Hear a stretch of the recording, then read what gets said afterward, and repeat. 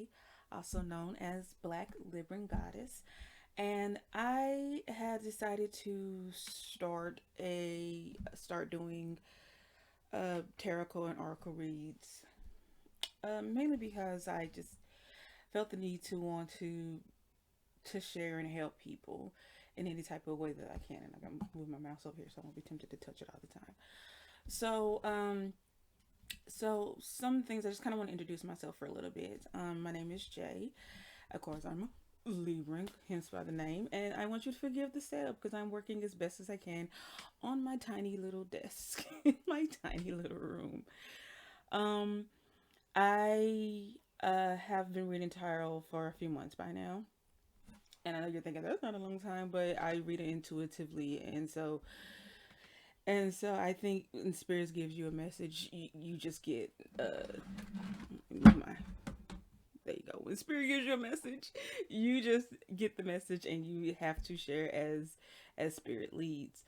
Um, so today's reading is going to be about what shadows that we are working with and how to progress with them and move towards a more fulfilled, more healthy, more connected relationship with our shadows and with ourselves.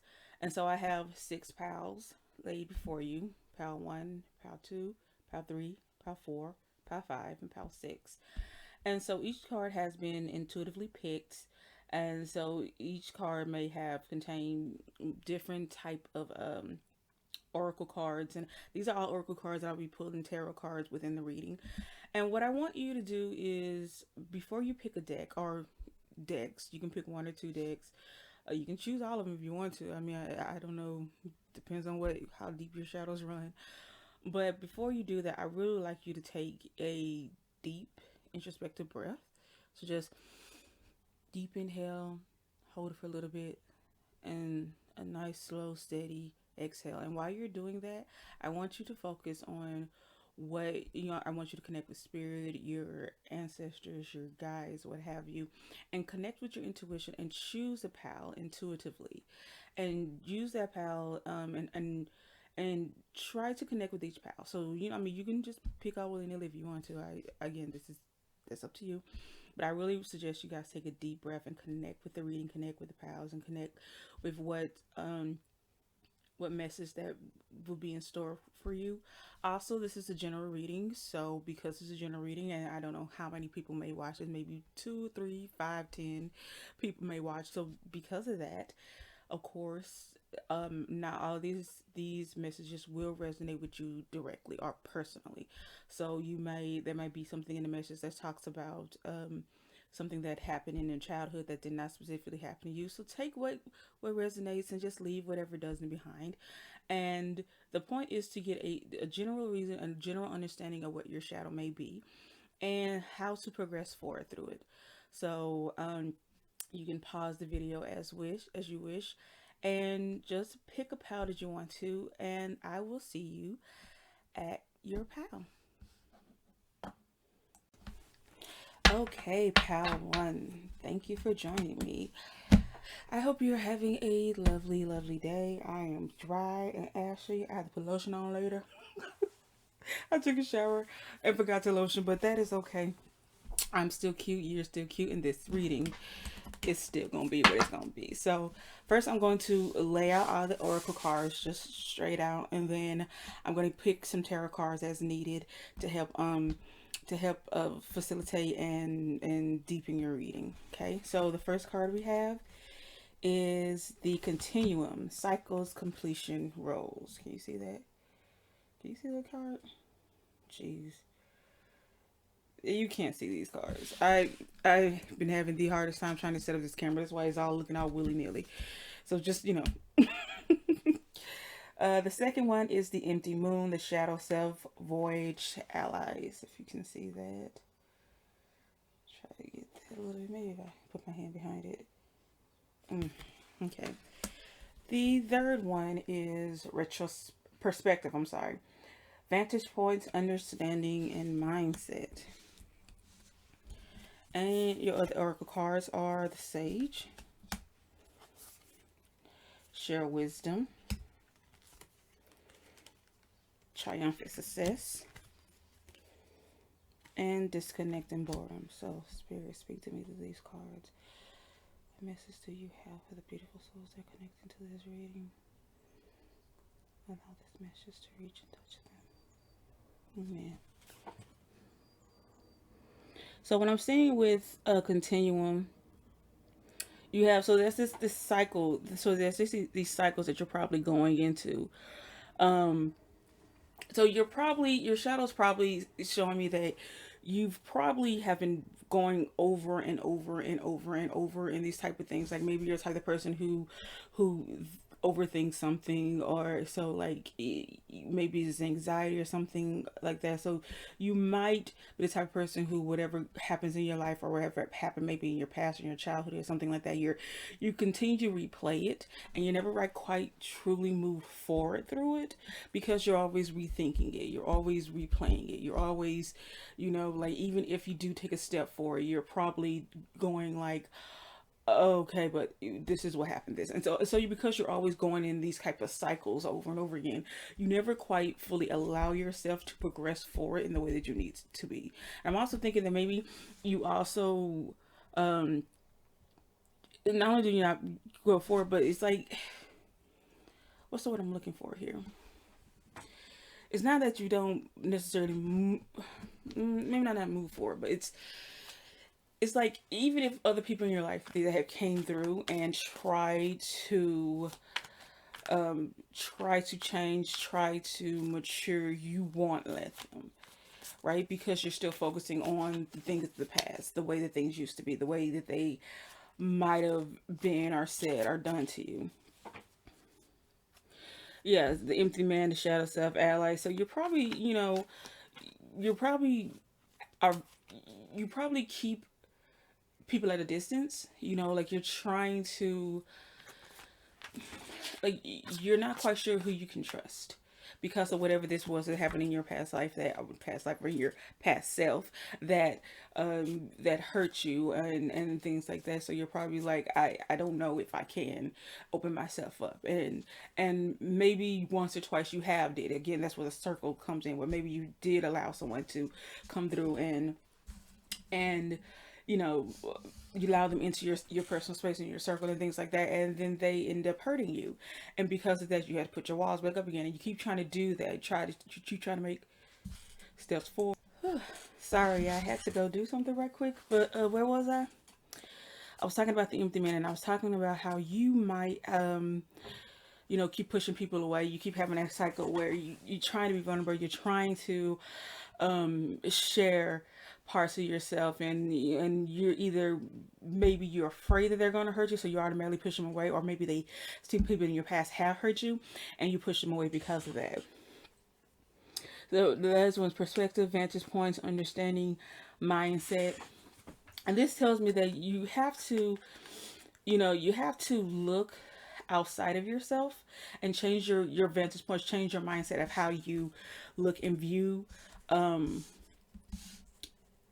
the world and view your place into the world, because you're so internalized. And I get it, because our pains are internalized, so we kind of really look at ourselves and the things that we go through, and we're like, okay, so this is my pain and this is what I'm living with, and that's fine. It is your pain. That is that's valid. That is your pain. That is the things you're going through. But when it comes to moving out of this cycle and it comes to pushing forward, you have to change your mindset, change your perspective, change how you view things, because sometimes we look at stuff, and I don't like really saying playing the victim, but sometimes we're victimized. We victimize ourselves so much that because there's so many past hurts, that we can't really focus ourselves on any present changes or any present good.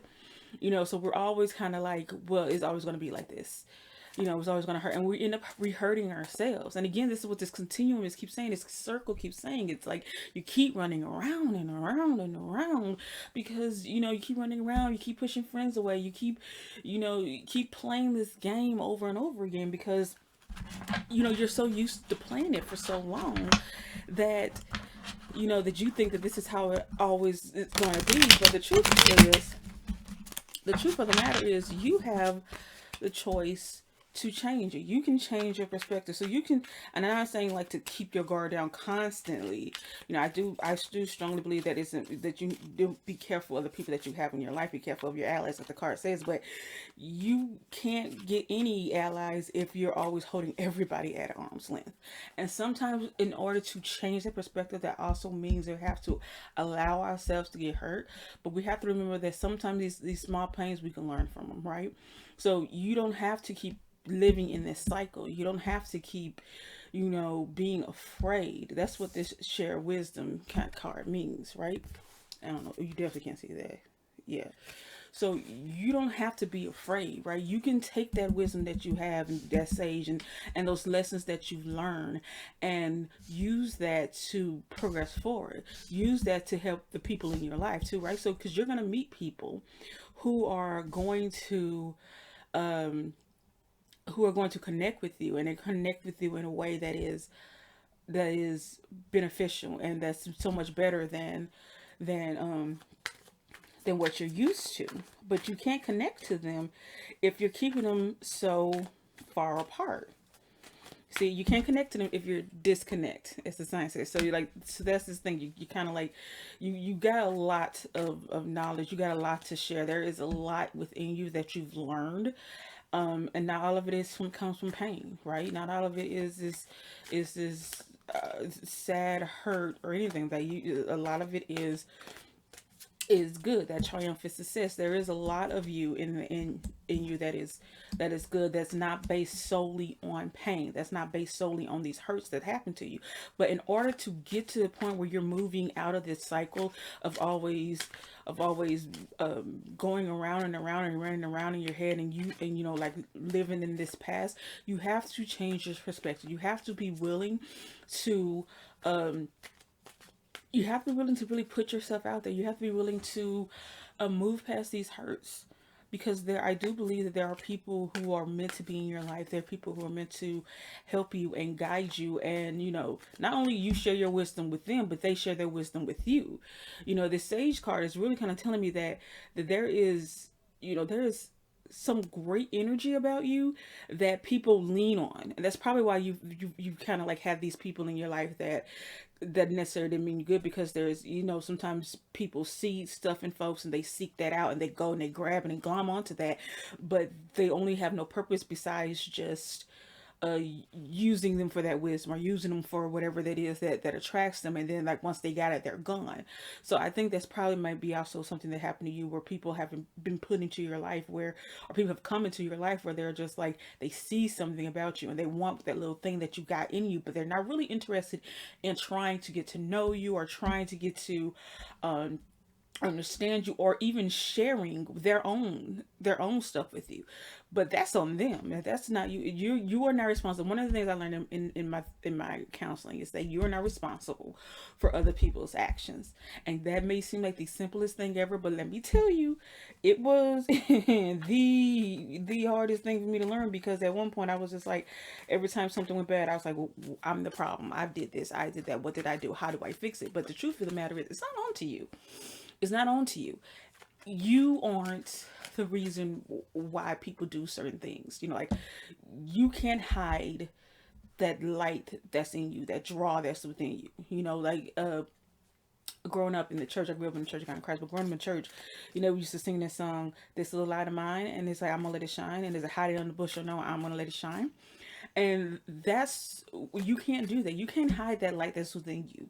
You can't hide underneath the bushel. You have to let it shine. And there are going to be people who see that light and glom onto it and chase and come after it, but they're not going to be good for you. And it's okay for you to speak up and say, I need this. Set your boundaries. Say, this is what I need. This is what I want from this relationship. And for those people who see that and don't like that, they're going to fall away. But there are going to be people who come to your life and be like, yes, queen. Yes, king. Yes, honey. I see you. I see you, royalty. And they're gonna see that light that you have and respect that light and nurture that light. And they're gonna also share their own with you. And you're gonna have this bond together. But you cannot have it. You cannot get there until you change your perspective of how you see yourself and how you see the world and how you see others. Everyone you meet is not an enemy.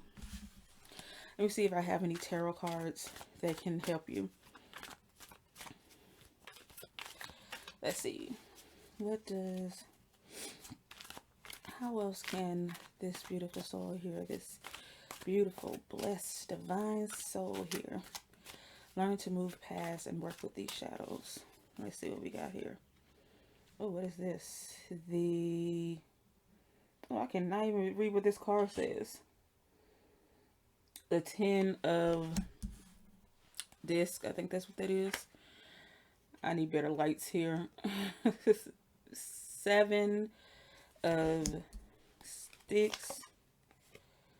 And what is this? 5 of arrows. I'm trying to see if that's right. Yeah. Okay, so here I got see, look, I got my light off. I got this little small ring light that I'm trying to like navigate, but it just seems like it's just not working right. And so I'm like trying to look. I got glasses on. I'm trying to look and see what these cards say, but my gosh. But so here we got, you know, the 10 of disc. And this right here, if you look at carefully at the card, there is a family here. And there is a spouse, there's marriage here, and there is a child living up. There's a community here. There's a family here. There are, you know, if we're talking about allies, there is something here that, you know, you will find your community, you will find your people, and they are going to really not only ground you, but they're going to be a blessing to you in the way that it's going to help you move forward, right? Because you're going to find these people that you trust, and these people that you trust is going to help challenge these perspectives that you have. It's going to have challenge the perspectives you have of yourself and of the people in the world. And it's going to be, you know, you're going to have to, you know, there's going to be some fighting to go along with. There's going to be some, and again, I read these cards intuitively. So if you're like, this is not what the card means, I'm like, I don't know what to tell you. I'm just going by my intuition. But, so there's going to be some fighting and some struggle to go on. And this is going to be a personal internal struggle that you're going to have to go. You're going to have to really kind of fight through. I really suggest working through these feelings with a counselor, with a therapist, a group counseling, maybe a religious leader, it depends on what your faith is. But kind of work through those internal issues that kind of get you to the point. And this could also be, those counselors and those therapists could also be part of your community that's going to help you get to this place where you can change your perspective and grow and, you know, and reach that place of triumph and success where you can be the sage and share your wisdom and share your heart and share your love and share all those things within you that makes you such a wonderful and an amazing person. That reason why people attach themselves to you, or why people see themselves, you know, in you, or while people see themselves being near you or something like that. But you know, you're going to have to work through these type of things, because these things are going to be easy. You know, you can't just wake up one morning and be like, I am no longer going to hold people at arm's length and do, because the thing about cycles and shadows, these things are created usually either from something that we were taught in our childhood about ourselves, or some childhood pains, and a lot of stuff goes back to your childhood. A lot, I mean, everything goes back. We are all wounded children. Everyone in this world are wounded children in some aspect, some way, shape, or form. So this all really goes back to those parts of you. So there's going to be some hard work that you're going to do. But if you look at this person, they're above all of this other stuff, right? So they are at the top of it, right? So there is that all of that old stuff at the bottom that they have to fight through and climb through and all this kind of stuff. But they're at the top. They're dominant. They are victorious. You know, they are triumphant. They have that success. But you know, to get there, you have to put in the work. You have to find the community of people who will help you. You know, you and again, here's more people, there's more community in the background here of people in the background. This could be people who, you know, mean you good or mean you harm or mean whatever, but again, you are this person standing front and center.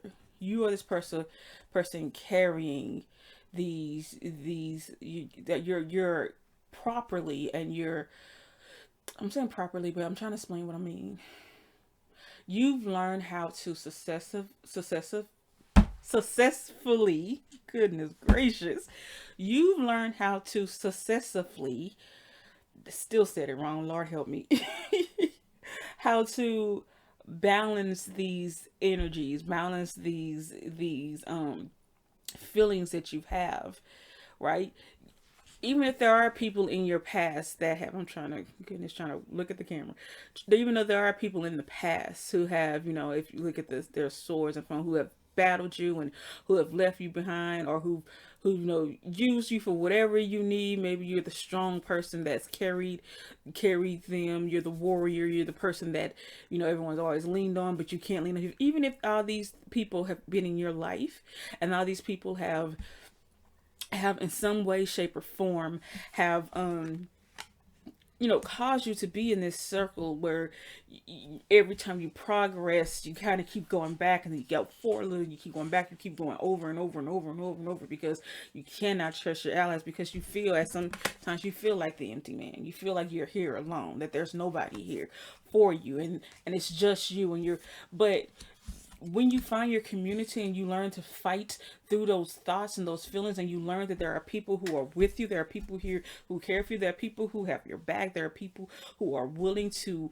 help you shoulder the burden, help you learn how to deal with these things, you won't find yourself in such a lonely place. You will no longer be the empty man or the empty person, whatever your gender is. You will find that new perspective where you can see yourself in a newer way. This card also says it's not only just cycles, it also says completion, right? So you can also, get to a point where this part of your life has finished, where you have learned to control, learn to balance these shadows, learn to handle these shadows, where it won't have to continually pop up, where you don't have to continually feel like you're at a place of disconnect. Where you don't have to feel like you're always walking, walking in this tightrope, this thin line of, can I trust or can't trust? I want to have someone in my life, but I want to keep people in arm's length, those type of things. So you have to really, again, I suggest finding a counselor, a therapist, a guru, a leader, someone who knows what they're talking about, and who understands you, and who you can connect with, and who will listen to you and help you work through this shadow and progress and become a better version of yourself, where you have completed this section of your life, where you are standing tall, where you are standing in your power, where you can share, and where you can eventually get to the part where you can share what you've learned and share that part of yourself with other people. Because I am seeing that you are someone who people love to be around, and you deserve to love freely without having to fear of hiding your light, for fear that, that the wrong people are going to buzz around it, right? So before I close off your reading, I'm going to pull, this is some of my favorite cards. They're called the I Am Everything for I Am Co. I love these. These are affirmation cards. And I always like to, if I'm doing readings for my friends or whoever, I always like to end with an affirmation card, especially if it's something that's kind of been heavier and I feel like I've been yelling at you a lot. So I want you to have a card or two that reminds you of how wonderful you are.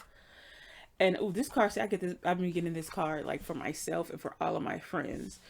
It says, I am transformed. I see the beauty of change. Everything I have been through transformed me into who I am today. I am so much braver. I am so much more caring. I am so much more emotionally intelligent.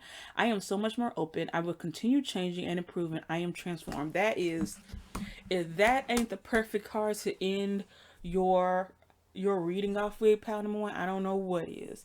This is honestly, yes, say that, put that in yourself, put that in your heart, put that in your spirit.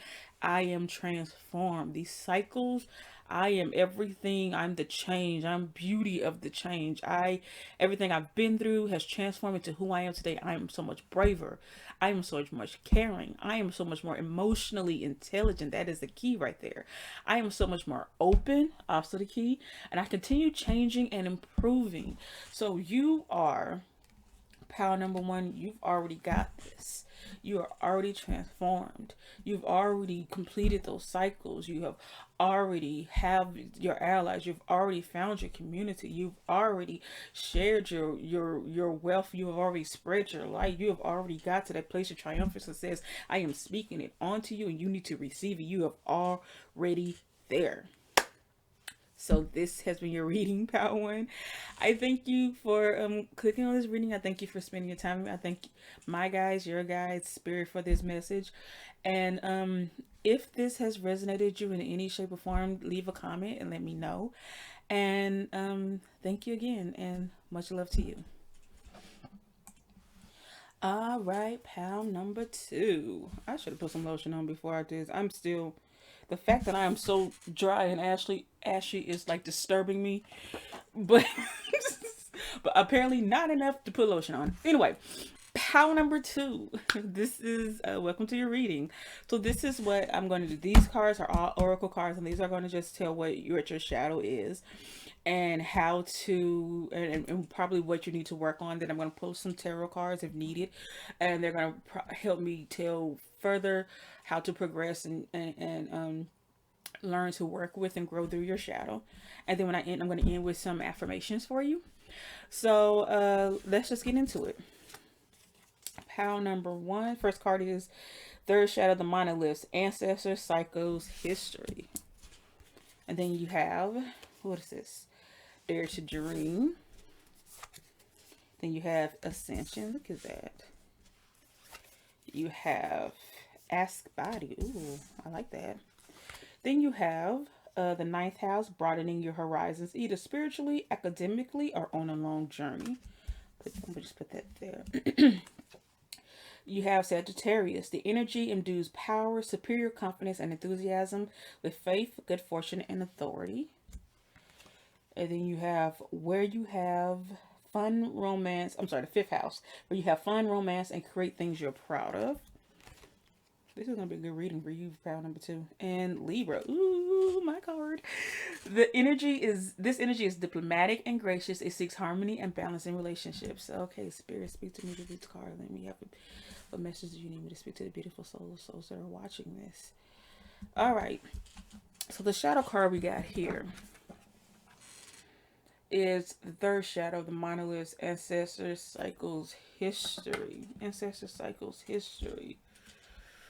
Dare to dream, ascension. So I'm feeling like you're probably feeling like you're living in the shadow of someone in your life, maybe. I feel like you're probably either a middle child, a young child, or you have, even if you're only child or the oldest child, you probably have coming from a family that has very high expectations of you. And you have kind of feel like you're probably always having to live up to these expectations and you're feeling like you're failing, you're feeling like you can't. And I think you're feeling like no matter who you are or what you do, it's not good enough. So that's what it is. Like, you could cure cancer and you will still be like, it's not good enough, not good enough, not good enough. And that's what I think that you're kind of really feeling. That's kind of energy that you're working in, that you yourself are not good enough. And because that's what I'm seeing with these ancestors, I'm thinking family, because our ancestors ourselves, our long line of ancestors, especially our beloved ancestors, 11 light, which is good and not harm. They care for us. They want us to be the best versions of ourselves. But sometimes, depending on who those people are, your ancestors could be anyone living or dead. It could be your mother, your grandmother, aunts or uncles. Sometimes our family wishes so much for us, wishes so well for us, that we kind of forget. They kind of forget of how they, the kind of pressures that they're putting on us, right? Because they're like, you need to go to college, you need to get a career like this, you need to do this, that, and the third, and because I think you have all the potential, you gotta do this, and it's like they're saying you need to do this, but they don't really care about what you want to do. So you're spending so much of your time, trying to prove who you are, and who you are is amazing. You're great. You're good. You don't have to live up or down to any expectations. You are who you are. But your family, but you feel as if your family really won't really accept you for who you are. But dare to dream, right there. Whatever your dreams are, whatever your goals are, dare to have it, even if it seems ridiculous. Even if you want to be, you want to just like, it don't even have to be great. Maybe you just want to be like the world's best clown, and the world's best juggler. I mean, if that's what you want to do, baby, do it. Dare to dream about it. Dare to do it. Dare to ascend. You see this, how this hand is open, and it's that ascension is growth, is moving up. But also I'm seeing like grab it. My phone, I need to turn my phone off. But also, grab out, reach out to those things that you want, and hold on. Let me pause and turn my phone off.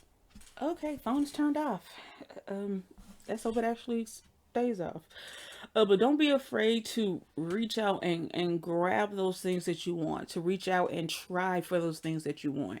You only have to really live up to your own self. And I know it's kind of hard because you have family members who are like, who have defined you for you, right? Before you even had a chance to understand yourself properly, you've had people in your life saying, this is who they're going to be, this is what they're going to do, this is what they're going to achieve. And it's not necessarily bad because they have so many high hopes for you, but because of those high hopes, you often feel like if you don't live up to them, then what happens? What happens if you don't live up to them? Broadening your horizons, either spiritual, academic, or on a learned journey. So this is what I'm thinking. Maybe you really have to, when I say broaden your horizons, I suggest for you, and I don't know if you live at home or you're very close with your family, I do suggest going out, like changing your perspective here. And what I mean is your physical environment, rather. So, if you are very close with your family, I know we're living in a panty, and so we can't always go out and do everything that we want to do, but it helps to change where you are sometimes, just so you can live freely, so you can take a breath. Does that make sense? Ask body. Your body already, you probably hold a lot of tensions, a lot of stress in your body, so your body is already telling you what it needs. And so your body is saying it needs a change, right? It needs a change of pace, it needs a change of scenery, it needs something that can give it a chance so it can move on its own. So you can, I'm trying to see if I'm making sense, so it can move on its own, so you don't have to. Basically what I'm saying is, how sometimes we've been stuck in this house, stuck indoors. If you have been quarantined, if you haven't, shame on you. I'm saying it right now, but you've been stuck indoors in a certain place, and sometimes even just going outside and take a walk is enough of a change of an environment that it can give you a breath of fresh air. And that's what I'm saying. Your body, your spirit, your soul is telling you, dare to live outside of these restraints and constraints that your family is putting on you. And again, I don't see that this is as necessarily maliciously done. I mean, I don't know your family. Again, this is a general reading, so I can't, the cards are not telling me who your family are, but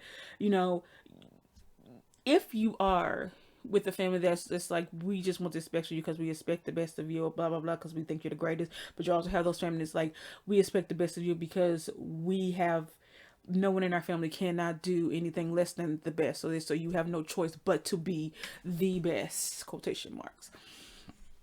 There are different dynamics, but dare to allow yourself to push against that. Dare to allow yourself to move far from that. Dare to allow yourself to reach out and go grab that life that you want for yourself. There is where you have fun. The fifth house where you have fun, romance, creative things you're proud of. The Jinn induces power, superior confidence, enthusiasm, faith, good fortune, and authority.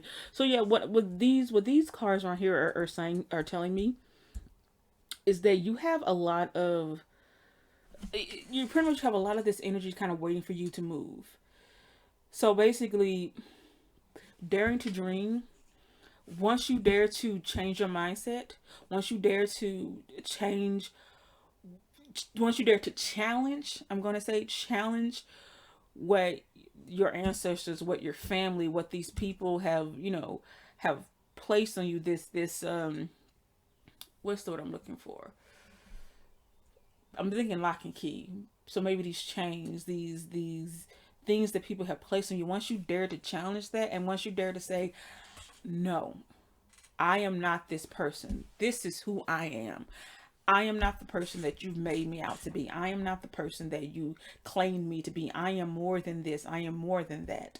Once you dare to challenge that perspective, once you dare to actually dream of a life that's yours and yours alone, once you dare to listen to the way that your body is telling you to do, whether your body is saying, I need more prayer. I need more time to myself. I need to go walking. I need to change my diet, change my faith, change the way I interact with people, change my group of friends, change scenery, whatever your body is telling you that it needs. And your body speaks to you in ways, our bodies does that. When you're stressed, your body acts in stress ways.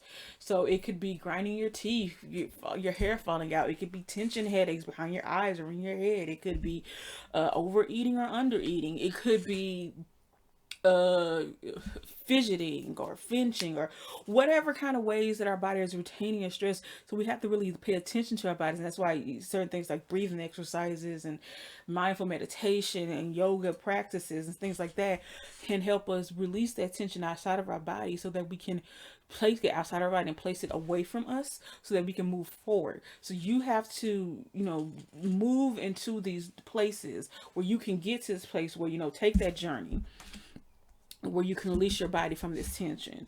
You know, the Sagittarius energy, that it induces power and superior confidence and enthusiasm. So that dare to didn't have that confidence within yourself, have that confidence within your skills, have that confidence within your abilities, because you define who you are.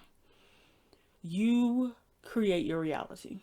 You create your life, your, what's the word I'm looking for?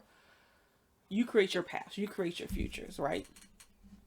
And you don't have to live in the shadow. You don't have to be the monolith. You don't have to be that one piece of something. You are allowed to break off and create something new.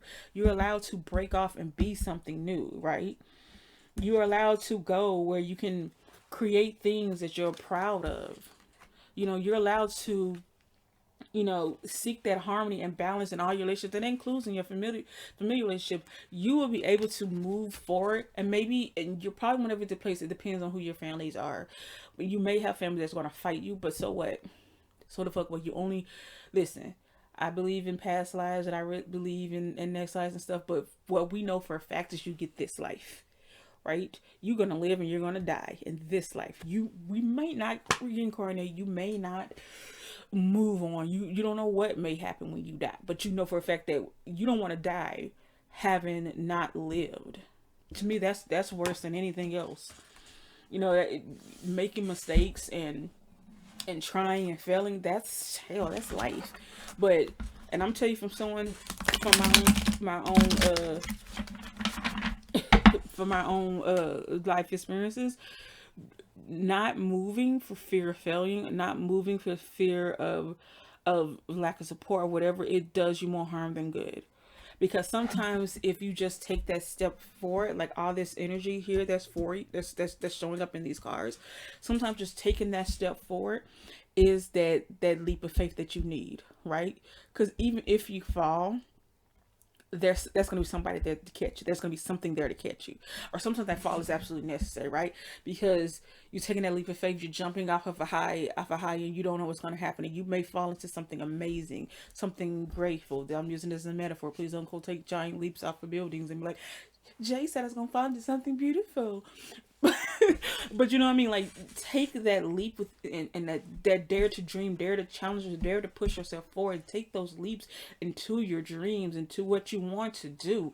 Dare to combat this fear of moving forward, this fear of, you know, living in the shadows of whomever is before you or whoever is placing these expectations on you. Dare to challenge all that, because once you do, it's all there for you, right? You are going to navigate your own path. You're going to find your own I was about to say community, but yeah, but I mean, you'll have your community, and you might even shake things up in your family, right? Where things can be, where people aren't saying like everyone needs to live underneath these pressures or anymore, or act in a certain way or behave in a certain way anymore. The next generation may be able to live freely and to live their life to the fullest because you took that chance to do so. And you might even have ancestors who did it before and they probably failed, and I'm using quotations here because they failed according to the rest of your family's expectations, but they probably didn't fail to their own because they were able to live their life freely however it was. And you again, even if you decide just to go be a juggler, if that's what make you happy, your family's gonna be like, she's a failure, or they're a failure, but you're gonna be like, but I'm happy. This is the path I chose. This is the path that's bringing me power, that's bringing me balance in my life, that's bringing me, you know, making all this great energy manifest in my life, because this is what I want to do. You know, this is the path I'm on, and instead of being miserable of living in the shadow of someone else or someone else's expectations. So I'm trying to see if there's any more messages within the tarot. This is the Edgar Allan Poe tarot. I love this tarot deck because I love Edgar Allan Poe. And let's see. Oh goodness. Let me tell you something. When I was making these piles, cards were flying left and right. They were just going everywhere. You would have thought I never shuffled cards before in my life. The way they were just moving, I was like, oh my goodness. Oh, I forgot I was supposed to pull out some cards. Hold on. Okay. Let's see. Ace of Pentacles. Four of Cups reverse. Three of Swords reverse. That's good. And Four of Pentacles reverse. So a lot of reverse energy here.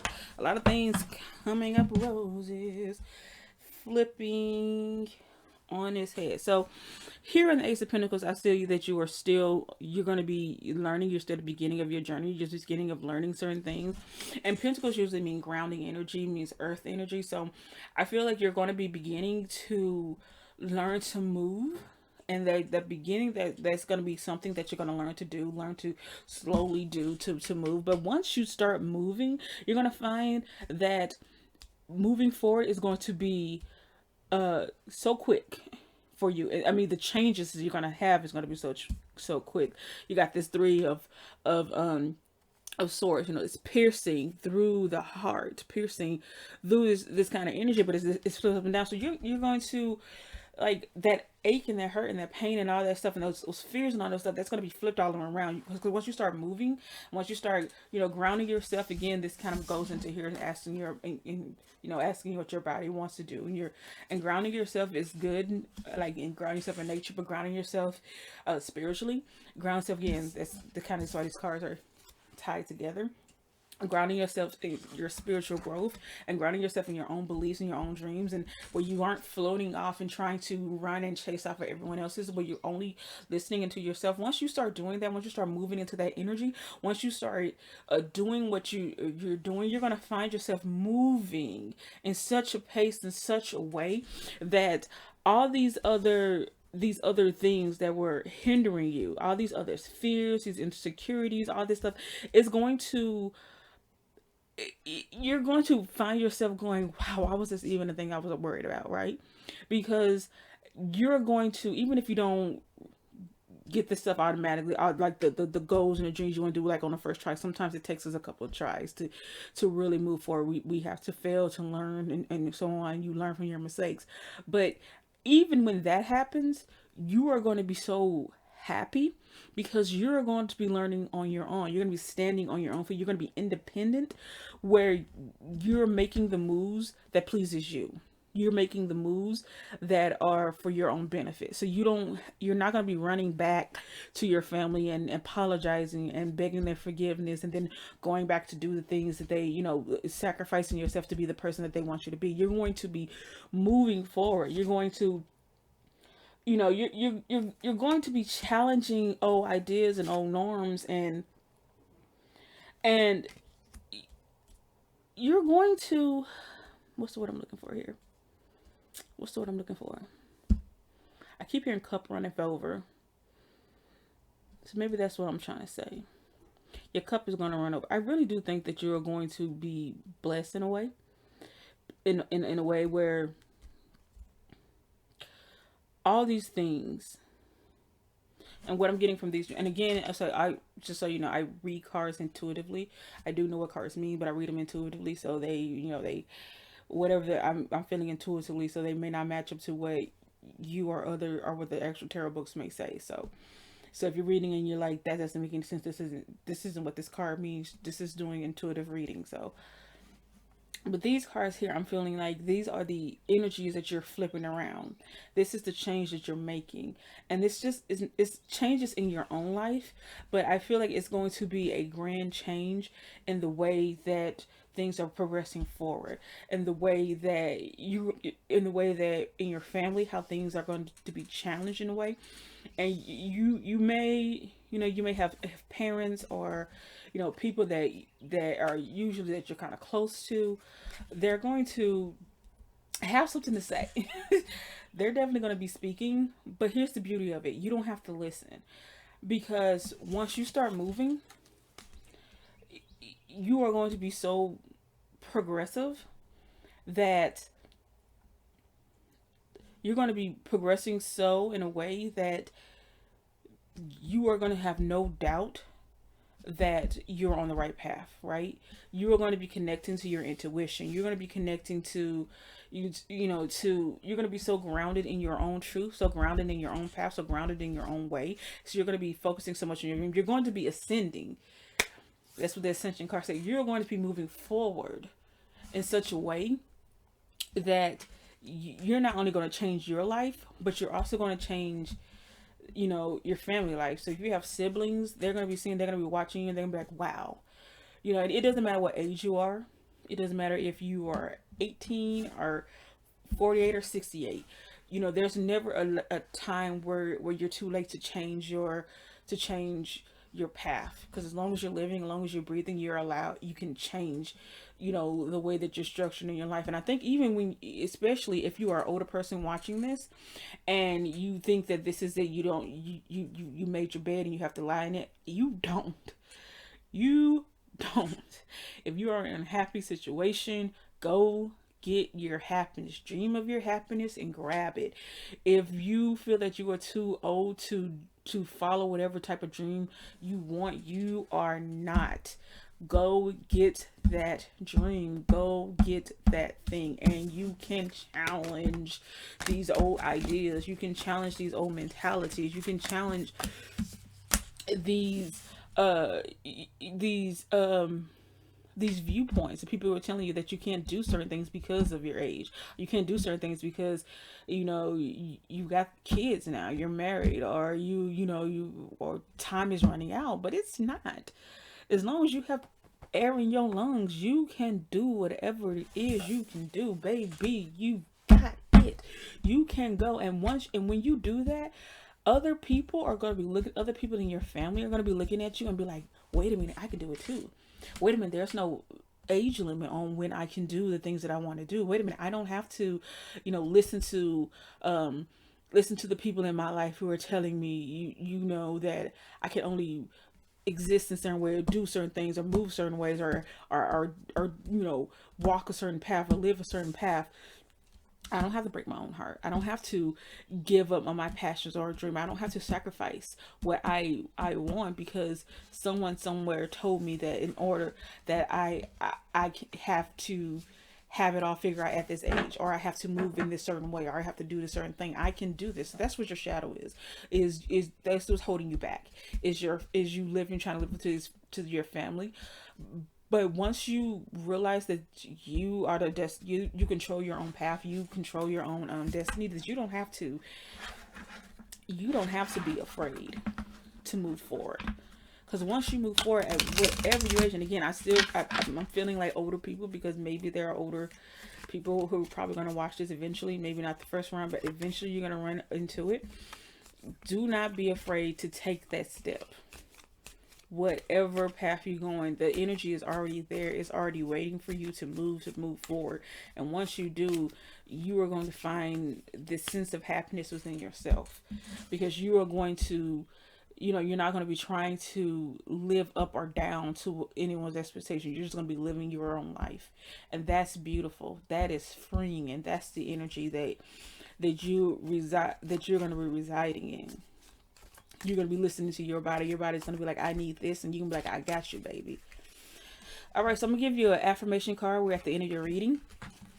And I'm going to pull out a card. And this card is going to be something that I like to give out affirmation cards. So if when you have a reading, especially a heavy one, especially when you feel like you've been yelled at or whatever, these affirmation cards can make you, to remind you of who you are, or to encourage you to just encourage you, to give you some love, some positivity to end out on a reading. So the card I pulled is I am aware.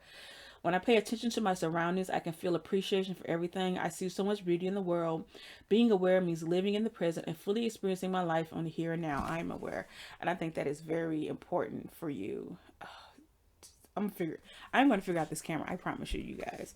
I think that's very important for you, especially when we're talking about asking your body and moving. I think being aware for you guys is really important, because being aware of what you need, of what you want, of where you are, you know, of where you want to be, that awareness helps push you forward. I'm going to read it again. When I pay attention to my surroundings, I can feel appreciation for everything. I can see so much beauty in the world. Being aware means living in the present and fully experiencing my life in the here and now. There you go. Live in the present, y'all. And that present means you can't live in the present. I strongly believe you can't live in the present if you are being held under by other people's expectations. It's kind of hard to appreciate, you know, who you are and what you have if everyone is got you on the headlock and telling you that who you are should be someone different and what you have should be something different. So take that with you. And I hope this reading resonated with you guys. I want to thank my ancestors, my guides, your guides, spirit, for this message. And if this resonated with you, leave a comment leave a message in the comments. And I hope to see you again soon. And I love you very much, guys. Okay, bye. Hello, pal number 3. Again, I forgot to put lotion on. I feel like every time I'm going to be talking in this pal, it's going to be about how ashy I am. You know what? Hold on. All right, I'm back, and my skin is moisturized, and it's so moisturized I can now read your cards. Okay, so these are all your oracle cards, and I'm going to be pulling some tarot cards from one of my tarot decks later on. And I'm going to read the cards first and just see what spirit has to say about what is your shadow, what potentially could be your shadow. All right, so the first card I'm pulling is the Desert: Experimentation, Freedom, Expansion. The next one is Movement, Choices, Decisions. Ooh. And then we have Awareness. Ooh. I don't know why I'm singing. I'm sorry. The next one is Financial and Material Changes. Ooh. I don't know what language I was speaking before.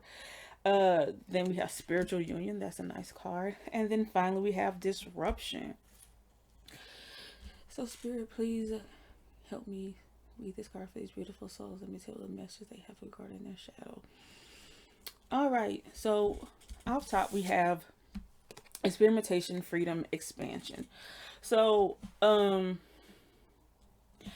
your shadow could be that you are stagnant, you're stuck. You might be, oh my god, my skin's so soft. You might be afraid of moving.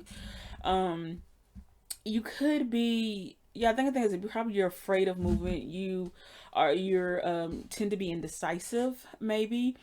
Because there are probably a lot of options. You're probably afraid of making the wrong choice.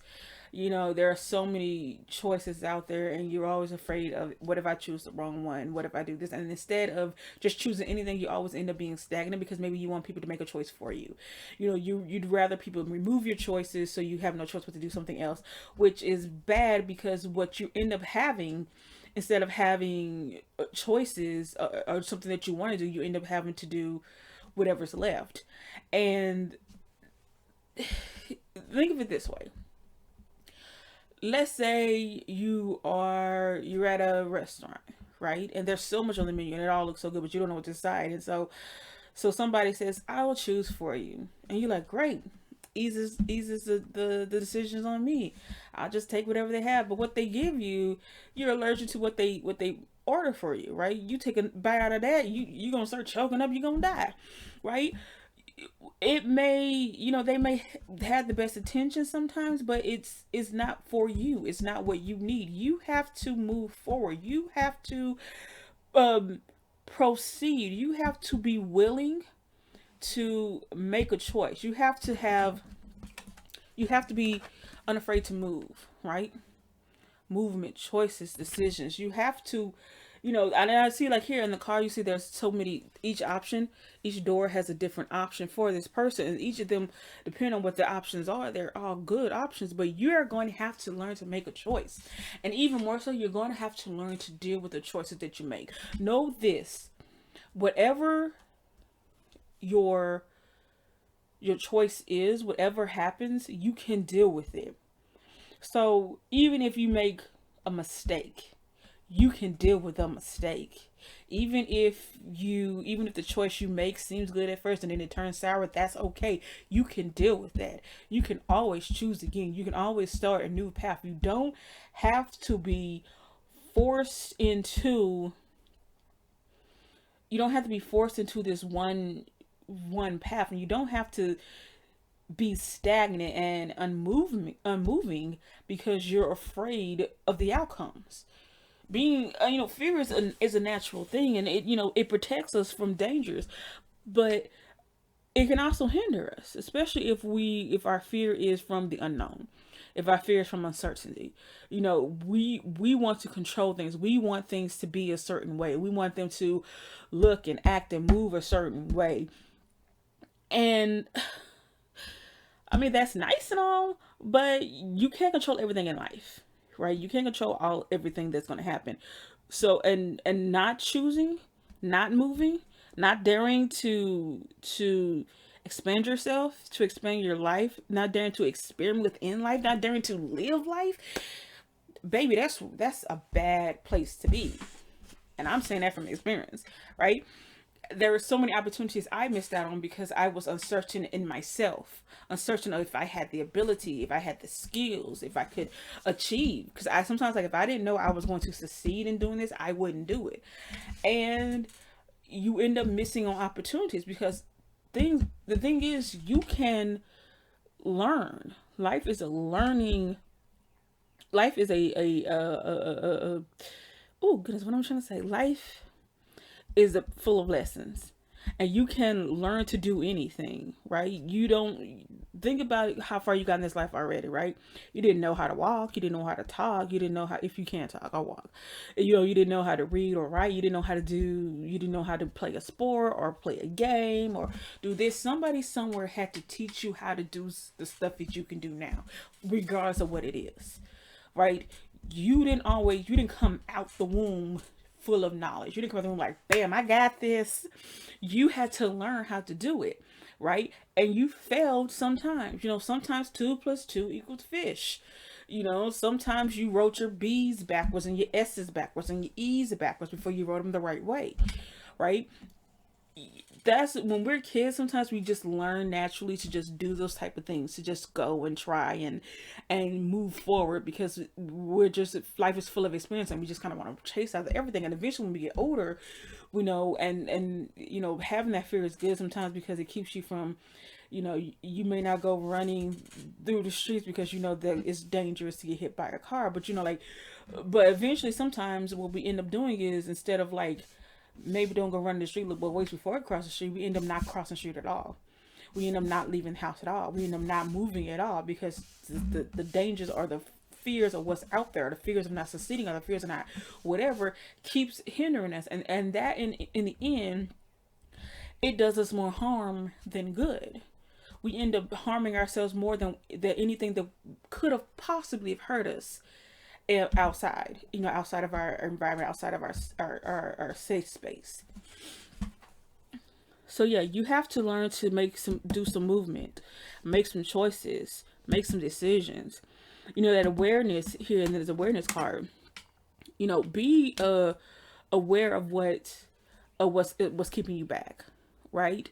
If you're saying, well, they're probably not going to give me this job because of A, B, C, and D. I'm like, but it's like, okay, maybe they won't, but why should that stop you from applying, right? Be aware that you are the thing that you're claiming to be fear is, sometimes it's just anxiety. Sometimes it's just your thought processes that's keeping you away. Maybe it's not even the actuality of something. It's your assumptions that's keeping you from moving forward. It's keeping you from making a decision. And those assumptions are keeping you in this spiritual desert, in this physical desert, in this place where nothing's growing, or anything that is growing, it's not something that can sustain you or something that you want. You don't want fear to grow. You don't want stagnation to grow. But once you start moving, once you start, the changes can be in your life, financial changes, material changes. You can start seeing those developments that you want, this disruption. You have to just start disrupting your thought process. You have to start, disrupting those fears, right? You have to start challenging it. And this is something that I'm doing in counseling, like, and not figuring out what my anxieties, what's pinpointing my anxiety. So like if I'm anxious about going outside because of A, B, C, D, it's like, okay, I'm anxious, but let's pinpoint where that's coming from, right? Is this a reasonable response? What's causing these kind of issues? What's, disrupt that thought process. Sometimes get it in its face before it gets in yours. Basically, challenge that thought. Challenge those thoughts. Challenge how you are, challenge how you are viewing these things, how you're viewing yourself, how you're viewing the world that you're living in, how you're viewing all of those type of things. Challenge what you think that challenge your awareness, basically. If you are afraid of going back to that job example, if you think that I'm not going to get the job because of A, B, and C, D, disrupt that thought. It's backing down. Be like, okay, even if nepotism is the reason, or I'm underqualified or overqualified, that doesn't mean that whatever the job I desire isn't for me, right? That doesn't mean that I can't find another position for me, right? Or maybe, they are actually holding out for someone like me, someone who has my skills and my abilities. Maybe I can start haggling my pay. If I'm if I feel like I'm underqualified, what makes me feel like I'm underqualified? What qualifications do I feel like I don't have for this position? Right? And why would I feel like those things can't be taught within the position? Right? Why can't I learn on the job certain things, certain type of things? You know what I mean? So you have to disrupt those thought processes. And once you disrupt those things, you'll find yourself being able to not only to move forward and make proper decisions, and you'll find yourself getting out of this desert and getting to this place where, again, where it says financial and material changes, where you're able to find yourself living in a place of abundance, right? You're no longer in a desert. You may find yourself surrounded by water. I don't know. I'm just not the opposite of desert. I'm like opposite of desert, water. But you know what I mean? Like you're instead of this place that's barren and that doesn't have a growth for you, you have, you have this place that's good for you. A place that's abundant for you, a place that you can move forward in, a place that you can nurture and grow and set down roots possibly, but a place where you can, where you have to really get to that place where you are not afraid of what the outcomes is. Because every time you're fearing what the outcome could be, you're allowing yourself not to, which deck should I use? I'm gonna use this one. You're allowing yourself not to progress. I'm gonna hold on this spiritual union card until let me see if I can find some good tarot cards that help possibly explain this. Spiritual, you may also be, because I've been talking about work a lot, but you could also be, afraid into moving on into relationships.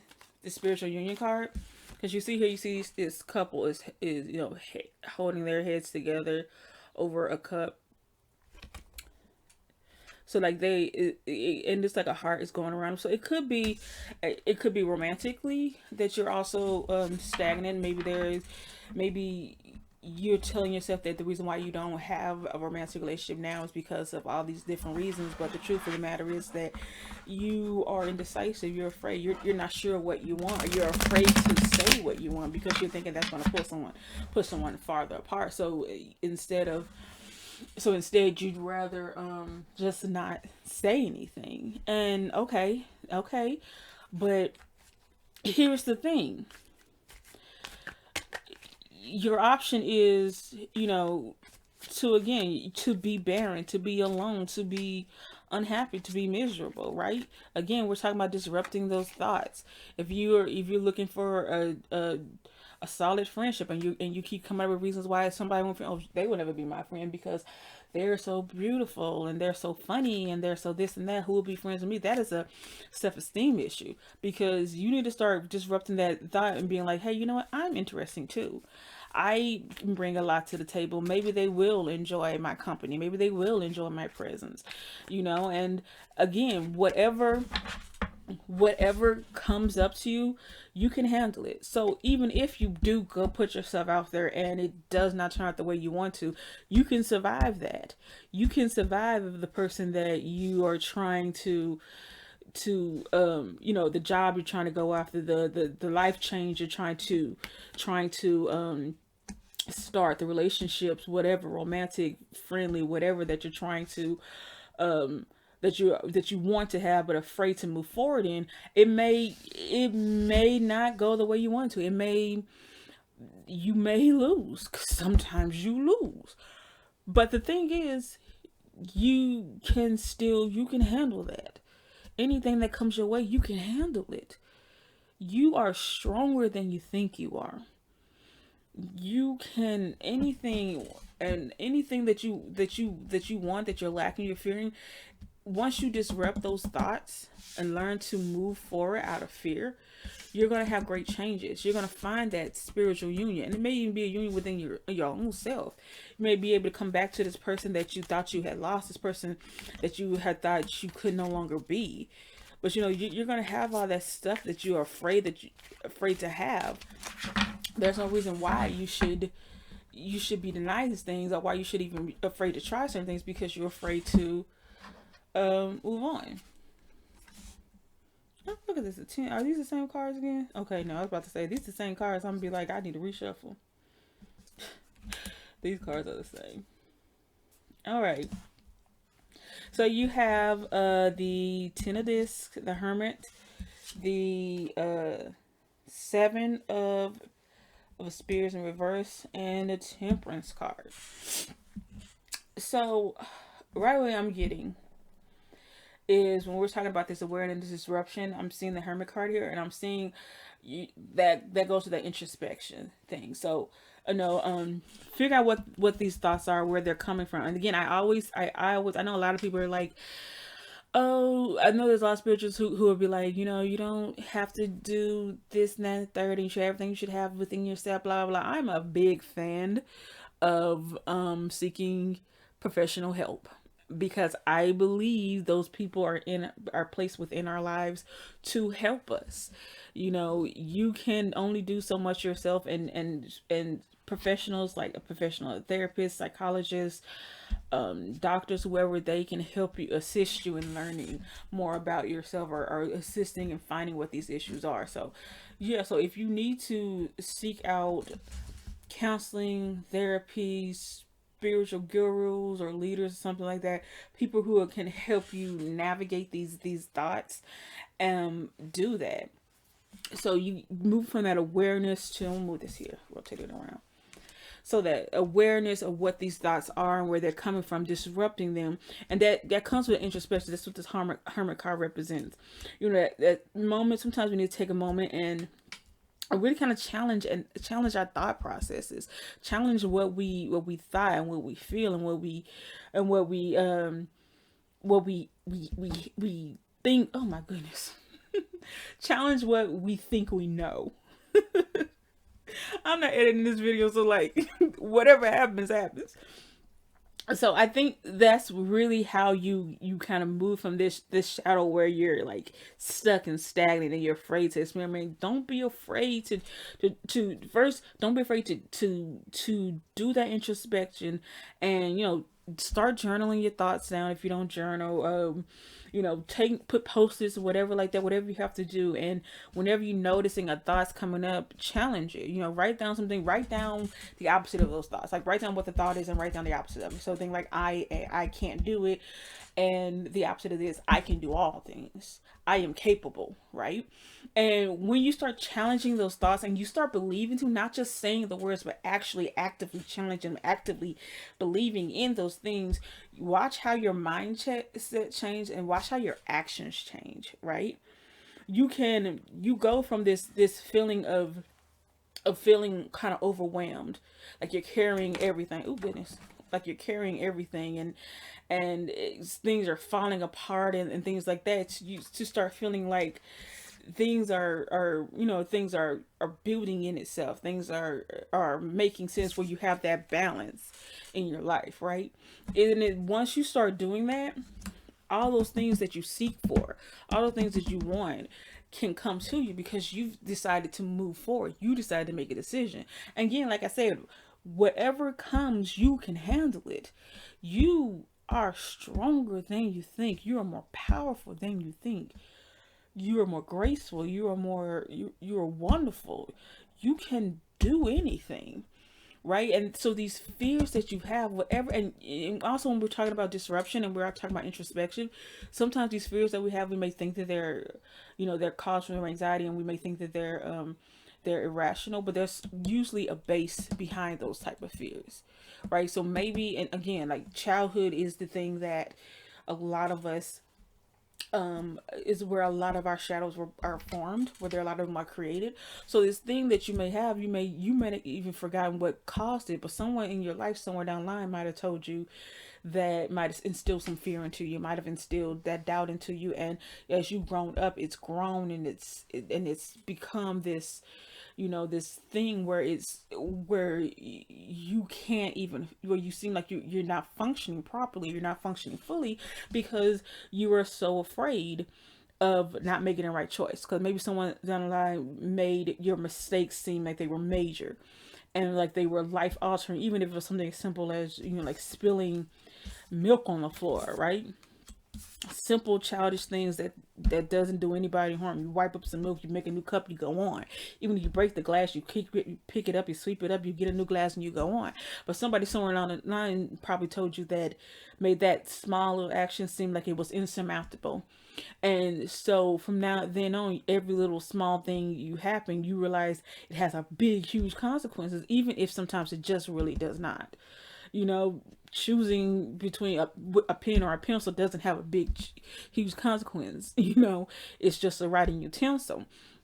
But because you have that great fear of failing, of being wrong, of being punished, that keeps you from moving forward, that keeps you from making decisions, that keep you from, living the fullness of your life. So when we're talking about being aware, we're talking about being aware where these thoughts come from, being aware of where they start, doing that shadow work where you can progress. And again, I suggest shadow work should be done. We can do shadow work on our own, but I really do suggest it be done with a professional, with others, with spiritual leaders or professionals, because it can get heavy when you start unpacking a lot of this stuff. And when you start unpacking it, you realize how much stuff you had. Look at this. Look at how much they grabbing, they're holding, they're bent over, they're here by themselves, stuff is dropping and things like that. And I say this in every reading, so I'm saying this one. I read the tarot cards intuitively. I know what the cards mean, but I read them intuitively. So if you looking like, this is not what the card means, I don't know what to tell you. This is intuitive reading. Go find another reader, not to be me. I'm just saying. But yeah, but this was in reverse, right? Yeah. But once you get to that part where you're doing your introspection, where you're doing the work, and again, this is part of making a decision too. Once you decide to disrupt these things, these thought process, once you decide to do that introspection, once you decide to make choices in your life, regardless of what you think the outcome is, and once you decide to disrupt those thoughts and make you think that every outcome you have has to have some big, heavy, dangerous outcome, because sometimes, again, it's just so small, right? There would be the things that you've always wanted but always been so afraid to have, because for whatever reasons you can have them. There's no reasons why you can't have those changes in your finances, the changes in the material possessions that you want, like the house you want, the new car you want, the love or the relationships, that abundance of life in all its forms. There's no reason why you can't have all these things. These things are all here for you, but you have to challenge these mindsets. You have to understand where they come from, where the basis of it is, and challenge it. And once you challenge those things that's keeping you stagnant, that's keeping you from moving, once you start moving, you're gonna watch how things just kind of like really seem to work for you. Because that fear, once you challenge all that fear, you can be. Fear it can help us, but it can harm us. So don't let it harm you. And don't let those past, whomever, whatever person or people in your life that influence, that created this shadow for you, that fed this shadow for all these years. Even if you yourself, because sometimes after a while we end up feeding the shadow ourselves. We don't even need other people. We got it on our own. So, challenge those ideas, challenge those thoughts, challenge those things, so that you can move out of this desert space, move to a place of abundance, move to a place where you are flowing freely as a river and flowing freely in the life that you deserve to have. And so we've come to the end of your reading. What pile is this? This is pile 3. So we've come to the end of your reading, and I'm going to leave you with an affirmation card. This is from the I Am Everything affirmation deck. I love this deck. It's very encouraging, and I like to end readings with these cards, so you can remember that even if these readings might have been heavy or hard for you, so you can have something great to keep you going. So this one says, I am open. Vulnerability is my strength, not my weakness. My openness attracts those who are beneficial to my highest good. When I lean into my feelings, I am honoring my truth. When I communicate my feelings in a loving way, I am speaking my truth. I am open. So I think that is a lovely card. Oh, look at that. This is the first time any card has actually been seen clearly in the video. So this is, let's just say that's just spirit really wanting you to remember that you are open to challenging these thoughts, challenging these beliefs of yourself, and remembering to lean and honor who your truth is, and not to these thoughts that are telling you that that you're not good enough, that you can't do it, that you're going to fail. You know, honor your truth and communicate your feelings. Communicate again with your counselors, therapists, your spiritual gurus, with yourself, with your journaling. You know, communicate those thoughts and challenge those thoughts, disrupt those thoughts, and speak life into yourself. Speak goodness into yourself. Speak all these things. Be open and honest and ready to receive and ready to go forward, and not letting anything hold you back.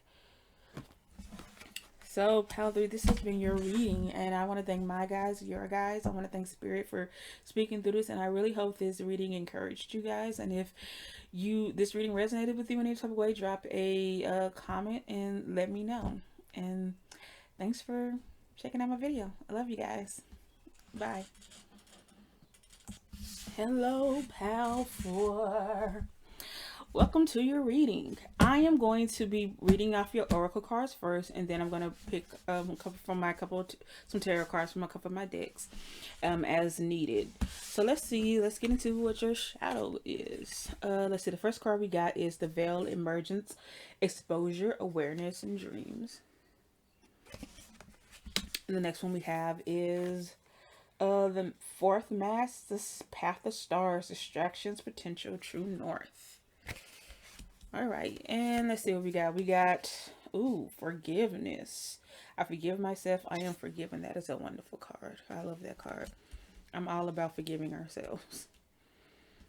And the last one we have is Strength. Look at that. Look at that. Powerful. You are going to have a wonderful reading. All right, Spirit, help me interpret these cards for these beautiful souls that are watching, so they can help with their shadow. Okay. So we got Exposure, Awareness, Dreams, Distractions, Potential, True North. Okay, so immediately I'm getting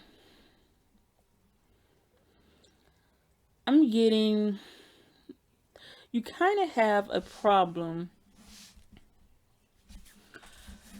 You kind of have a problem with keeping focus. Or keeping focus is what I'm looking for. What's what I'm really looking for? What I'm really trying to say. Not necessarily just keeping focus, but okay, you're the type of person who you see something goes good, and then you move on to the next thing, and then the next and the next and the next. And I think you're kind of like trying to avoid it going bad, if that makes sense. Does that make sense? Like, you're so afraid of maybe like failing, or you're so afraid of something not working out, that you kind of leave before it gets the chance to. Like, you don't give yourself the chance to really fully embrace the fullness of what you can do, or you embrace your full potential, because I feel like you have this fear of what your potential is, or maybe you're unsure of what your potential is. And with this forgiveness card, I'm hearing that you need to forgive yourself for that. You need to forgive yourself for not sticking up for yourself, for not standing up for yourself, for not putting your roots down, rooting yourself within your core belief with yourself when you should have. Does that make sense? Like, I'm trying to find a good analogy here to help me explain myself. It's like, you have a rolling stone gathers no moss. That's what you kind of are. Like, you're constantly rolling, and you're constantly moving. You're constantly going, and you end up being covered by so much stuff, and none of it is beneficial to you. None of it is good for you, and you end up hurting yourself, and you end up hurting others too. And distractions, potential, true north. You end up hurting yourself. You end up hurting others, and and there's a part of you that understands this, and a part of you that really truly hates it. You really truly do not like the things that you do. You don't like the way that you act, the way that you, what's the word I'm looking for? I'm just keep getting like, God, I just wish I could be different. God, why can't I do this? And I feel like that's kind of like what your energy is. you know, you you keep trying to look at things and do things that are keeping you from, really dealing with whatever the cause of this is, whatever the cause of these shadows are, whatever reason why you can't focus yourself and plant yourself and deal with the harm that you set behind. But I think the first step to dealing with this is forgiving yourself. And I know a lot of people's like, oh, sometimes if you're a hard person, you need to be. The thing about this is, when you make mistakes, instead of just simply attacking yourself and it's simply telling yourself you're a terrible person, you're a terrible person, you're a terrible person, you need to practice forgiving yourself for the things you've done. You need to be like, okay, I've done this wrong. I did this wrong. I made this mistakes. I'm forgiving myself for not being in the place where I can acknowledge the hurt that I've caused myself and others. And the next process of forgiving myself is to move forward and making sure that I'm doing where I am fixing these actions. I am moving forward. I'm moving into that place where I can, instead of working on fear or whatever it is that's causing me to give into the distraction, to not want to focus and not want to stay put, to not want to root myself in anything. I'm going to try harder. I'm going to fix these energies. And you have to do that. That starts with forgiveness of yourself. Now, whether or not somebody else forgives you, that is up to them. People don't owe you forgiveness. You can ask for it. And if you truly are changed, this is what I believe. If you truly are a changed person, you're really trying to change, that's also understanding that a person may say, I don't accept your apology, and moving on. Because whether you mean that change or not, a person accepting your apology doesn't change. Whether you mean that change or not, whether you mean that apology or not, whether you mean to fix this issue or not.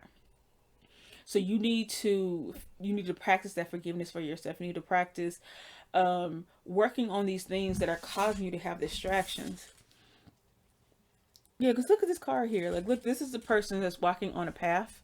Can you see? You look, this person is walking on a path, but all around them, left and right, and even up in the sky, there are things that's going to keep them, that's going to make them want to leave the path or whatever they're doing. And I feel like that's what you are. That there is a a purpose that you have, that you need to be going on, but you're so quick to look left and look right, because maybe you're also not, it's not just you're also like a rolling stone, but also you're dissatisfied. You're dissatisfied with what you have, and you want something else. So you're always going out and looking for something else, looking for those other things, as you have something that other people have. And because that dissatisfaction never gets satisfied, that's what these distractions are. There's always something here that seems shiny, or that seems exciting, or that seems this, that, and the third. And it seems better because it's more exciting than just walking and forming your own path. All this other stuff, like, oh, this seems great, but it isn't better. It isn't better for you. And what you end up doing is you end up halting that progress that you need to be doing. Right? You need to be going from A to like A, B, C, D. You need to be doing those, going straight that line that you're supposed to be going, but then you see like a colorful thing over here, and you see like a letter over here, or like a Z over there, and a 5 over here, and you're like, oh, what's that over there? Oh, what's this going over here? Because it seems more exciting to you than the path that you're walking on. But the truth is, once you walk on that own path that you're having, that path you're supposed to be on will be exciting for you because it's yours, right? You see other people doing other things, and sometimes you may get jealous of them. Sometimes you may, even at the worst, wish the badness on you. Maybe like, why can't I do what they're doing? Like, why do they get to succeed in this thing? Or why do they get to have that? First of all, forgive yourself for those mindsets, and also free yourself of those mindsets, right? Because you don't know what another person is going through on their own path, and it looks shiny and it looks new and it looks exciting. But also in here, like, look at how this other stuff look like. It's different. A lot of stuff is happening, but not all of it is necessarily good. right? You know, like there's something, it could be dangerous, or it could, or whatever this other person had to get to this path could have been hard and troublesome, and you're just looking at the shine of it, but you're not looking at the hard work that it got to be there, and you are so distracting yourself because you're like, I want this shine too, I deserve to have this shine too, blah blah blah blah blah. And you are just like, you're setting yourself up for failure, and you're hurting yourself in the process. And there are probably people in your on that path who wants to help you, but because you're refusing them to stay on that path, you're pushing them away. You're hurting them too. Yeah, exposure awareness streams. Yeah, exposure awareness streams. Something about that card. Let me see if I can get. Let me something help me clarify this first card. Fourth veil, emergence. Okay. I just need one card, maybe two, for this first card. Ooh, Queen of Swords. Let me get two. Ooh, 7 of Wands. Okay. All right, so there's a lot of energy here. And before, I just want to say that I read cards intuitively. So even though I may know the meanings of the cards, I don't necessarily read them straight from the meanings of the card. I read for whatever intuitively the message may need. So if you're reading this and you're watching this and you're like, that's not what the card means, I'm like, well, it does mean in this reading. So what I'm seeing here with this exposure and this emergence and this 7 of Wands, if you look close at the 7 of Wands, this guy is being, guided out of this, or past this hidden, where's it? Can you see? Past this hidden place by this devilish looking guy, right?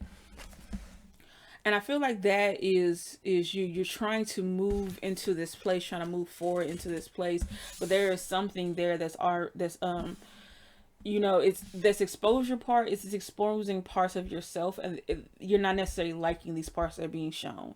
Like how this guy's flinching from the image of the guy that's showing him. Like things are being highlighted, they're being lighted up, they're being, they're shown for yourself. And I think that's probably also why you're so quick to distract yourself from the path you're on, because in order to progress on your path, that means looking into these things that are not necessarily the prettiest side of you, the prettiest aspects of you, which again goes into this forgiveness card, because you might have had some really troubling, some trying qualities, and that could be coming from from your childhood. You might have had a strong mother figure in your life or something like that, or you might have lacked a strong mother figure in your life, but there was some authority figure in your life that that either pressured you in some type of way that made you have these shadows, or that they weren't there when you needed them. So you chances are you have a sorry, I had to pause the video for a second, but chances are you have these this paternal, maternal, this family, someone in this image. So maybe it could have been a guardian, it could have been a grandparent, it could have been someone who was in a high position in your life, someone that you probably looked up to, someone who was a caregiver, and they either failed in some type of way, and because of that, you probably had to spend so much of your time trying to parent yourself in a way, caring for yourself in a way, and so you made a lot of mistakes going along the way, but you never really had that chance to actually stop and confront it. And the path that you're on, you don't like this path, because in order to move forward, you have to confront this. You're turning your head away from the things that you're seeing. You're turning away from this because what's being illuminated in your life, what's been illuminated so far on this path is honestly, frankly, is ugly. You don't like what you're seeing. You don't like to look at yourself in these ways, and you don't like to deal with the way that this neglect or this hurt or whatever has has hurt you. You don't like to deal with the things that is up front. So that's why you're always looking for distraction. That's why you're always looking for something else. That's why you're always meaning that Rolling Stone kind of mentality where you're always moving forward. But you're getting to a point now where it's tiresome. Or you can't keep doing that, right? Because maybe you're missing out on friendships, you're missing out on opportunities, you're missing out on all this other stuff because you're always looking to the left and the right. You're always looking for something else, and in truth, you need the thing that you're looking for is inside you. The thing you're looking for is this shadow that you have to deal with, and of course that comes again from forgiveness. I'm not going to stop talking about this card because this card, I think this was the deck that when I was looking at my other oracle cards, I was like, no, I'm gonna need to use another oracle deck, and I only pulled out one card. This is this I think this is probably the smallest deck I have, and I only pulled out this one card, and this one card is forgiveness, because this is such a big component for you. This is such a big thing for you. Once you start forgiving yourself for not knowing what you didn't know, for not doing what you know now that you should have done, you can move forward. And the next card we have here is strength. To combat these energies, it takes a lot of strength to do that, and you may not feel like you have it, because again, you're looking at this thing that's revealed to you, this thing that's hidden in secret, that's coming to light, and it looks ugly and disgusting and scary, and you don't like the way it looks. But guess what? You have the strength to deal with that. You have the strength to fight that. You don't have to be afraid of what you see. Because these parts of yourself that you see that you don't like, guess what? You can change them.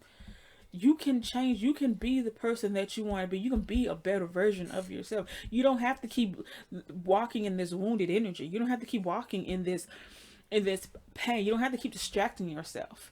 You don't have to keep looking for the left, right. You don't have to keep looking at other people and saying, I wish that were me, or how could they have this? You don't have to be jealous. You don't have to be angry. You don't have to have all this. You don't have to live in this pain. That pain doesn't serve you. It doesn't serve you whatsoever. So you don't have to live in it. You know, you have the strength to change this stuff. You have the strength to forgive yourself. You have the strength to uncover all these hidden hurts and these pains. And once you start doing that, oh goodness, my computer, I forgot I have these. I have these these notifications on my computer. But once you start dealing with that, once you start combating these things, once you start dealing with these energies, dealing with this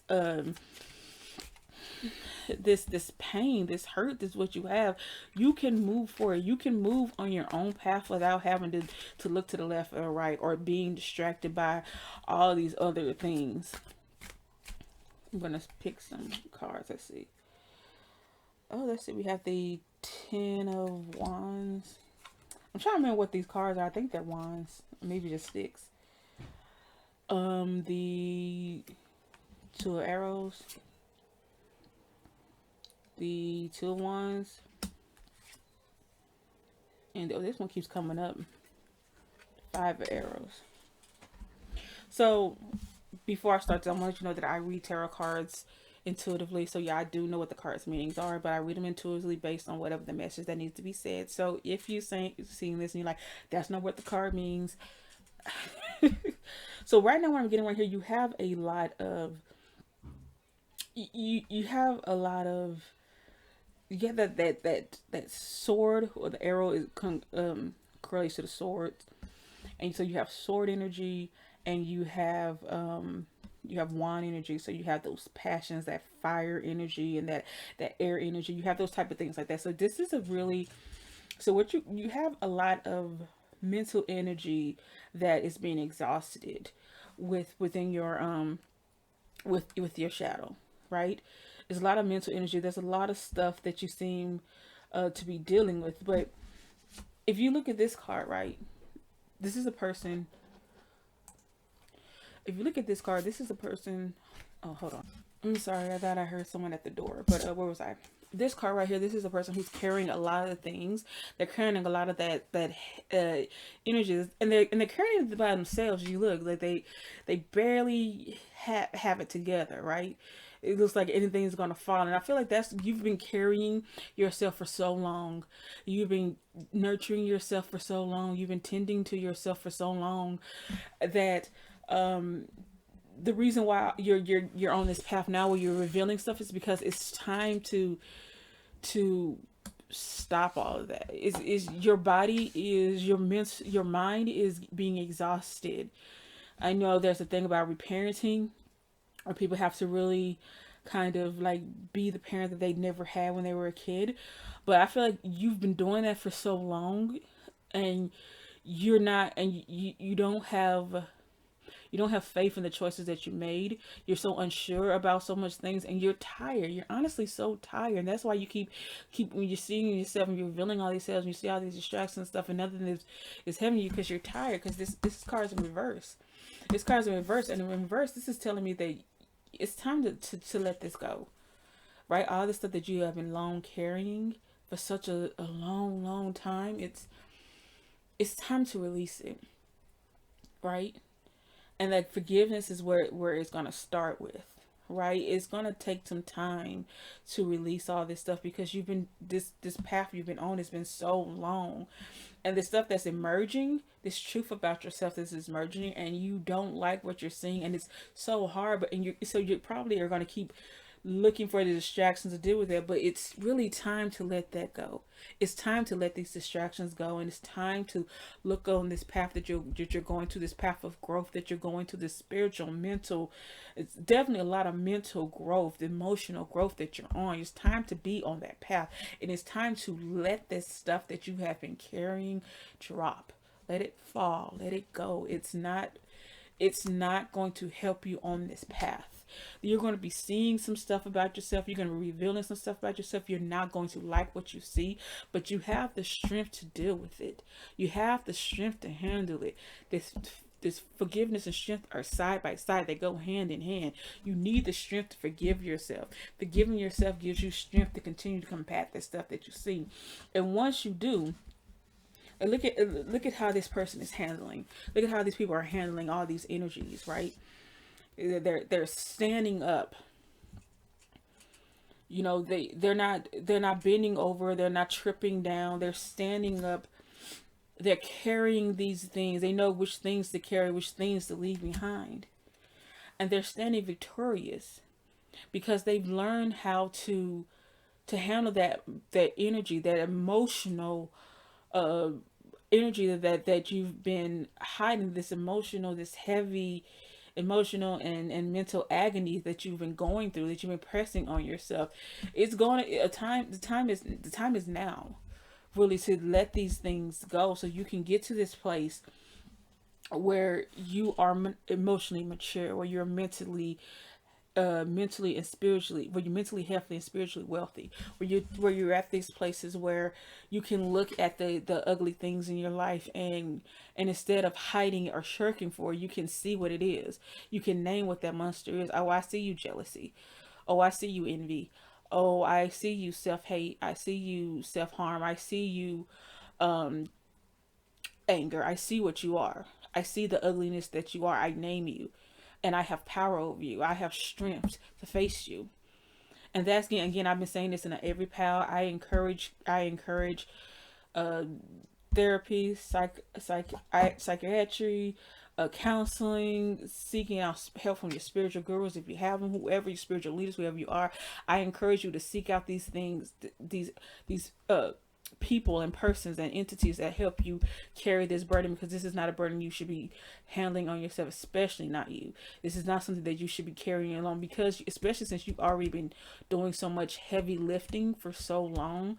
I strongly suggest, even if you have to do like a group counseling session for maybe, I don't know why I'm saying grief, but honestly, this feels like grief, because you're probably mourning the person that you used to be, or the person you never got a chance to be, that energy you never have. And there will be some kind of group for you to find. But anyway, wherever you're going to find, you need that energy to help you to see these things, to see these energies, to see all this stuff, these things that are emerging from you, these things that keep you from looking at the distractions and moving forward. You no longer have to be that rolling stone.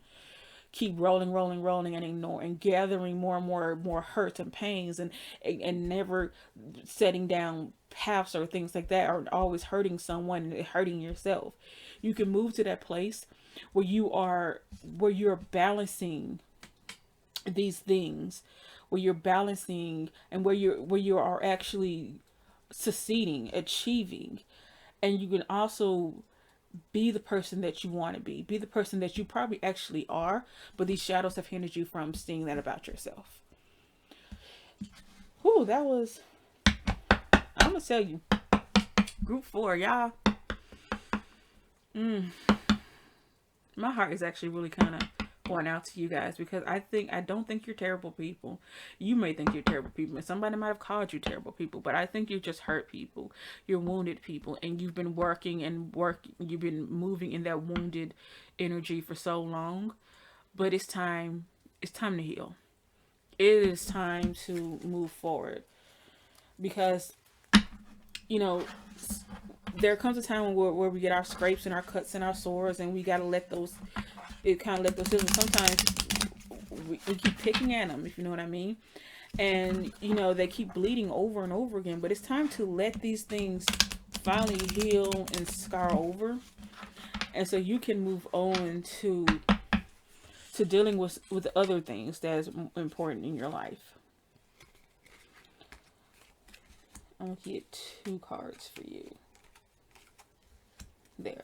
So these cards are here are affirmation cards. I love these cards. They are I like to do every time I do a reading for myself or for my friends or whoever, to especially you guys with this heavy reading, to leave you with something good and positive so you can reflect on. And so the first card I got for you is I'm aware. And it says, when I pay attention to my surroundings, I can feel appreciation for everything. I see so much beauty in the world. Being aware means living in the present and fully experiencing my life in the here and now. I am aware. This is very beautiful card. This is something that's really necessary for you guys. Especially because you keep looking like this and like that, and you keep looking at where, be aware of where you are now. Look in the here and now. And even if right now in the here and now, what you keep seeing images you don't want to see, that's okay. Not everything has to be shiny and bright and new, but if you look and you see that true part of yourself, that's something to applaud yourself for, because there are a lot of people who don't understand the damage that they do in their lives, or the hurts they do to themselves and to others. They're constantly living in this feeling that that they're not aware of what the energies that they have in their life. And so because they're not aware, refusing to have that awareness, they kind of it kind of keep navigating in the same way. But when you pay attention to your surroundings, right? When you're looking left and right and seeing all this distraction stuff, instead of coveting those things or having bad feelings for them, to the person who has them, or to yourself, look at, have appreciation for what you have appreciation for the own path that you're on, have appreciation for everything that you're doing here and now. When I pay attention to my surroundings, I can feel appreciation for everything. I see so much beauty in the world. Being aware means living in the present and fully experiencing my life in the here and now. I'm aware. Have those awareness of the energies that you're living in, and that awareness will help with your forgiveness. It helps give you strength. It helps you combat these old feelings and living down with stuff. Because even if you're aware of what you have is painful, be aware of that pain and name that thing. Name what it is, because once you have a name over something, you have power over it, and you have more power than you think. And the last affirmation card I have is I am free. I release myself from the thoughts and feelings that have held me back. Any guilt, shame, embarrassment, self-doubt, and fear that I harbor, I release. Today I am free. Come on. This really, really, really, really is what y'all need to say. Like, seriously, if y'all see this, pause this video and write this shit down, y'all. Because this is for y'all. This goes with that forgiveness energy. You are free. Release yourself. Forgive yourself. Release yourself from all those thoughts, those energies, those feelings, those emotions, those things that held you back. Release yourself from this wounded soul. Release yourself from these fearful things you're seeing. Release yourself and become aware of what you're doing, and then release those things. Come aware of what your feelings are, and then release them. Come aware of what you're hiding, what you're running from, what you're being distracted by, what you're allowing yourself to be distracted by. Come aware of this stuff, and then free yourself from it. Forgive yourself. Find that strength in yourself and be free.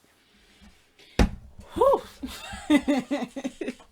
So this has been your reading, Pal 4. I just want to thank my guys and your guys for this beautiful, beautiful reading.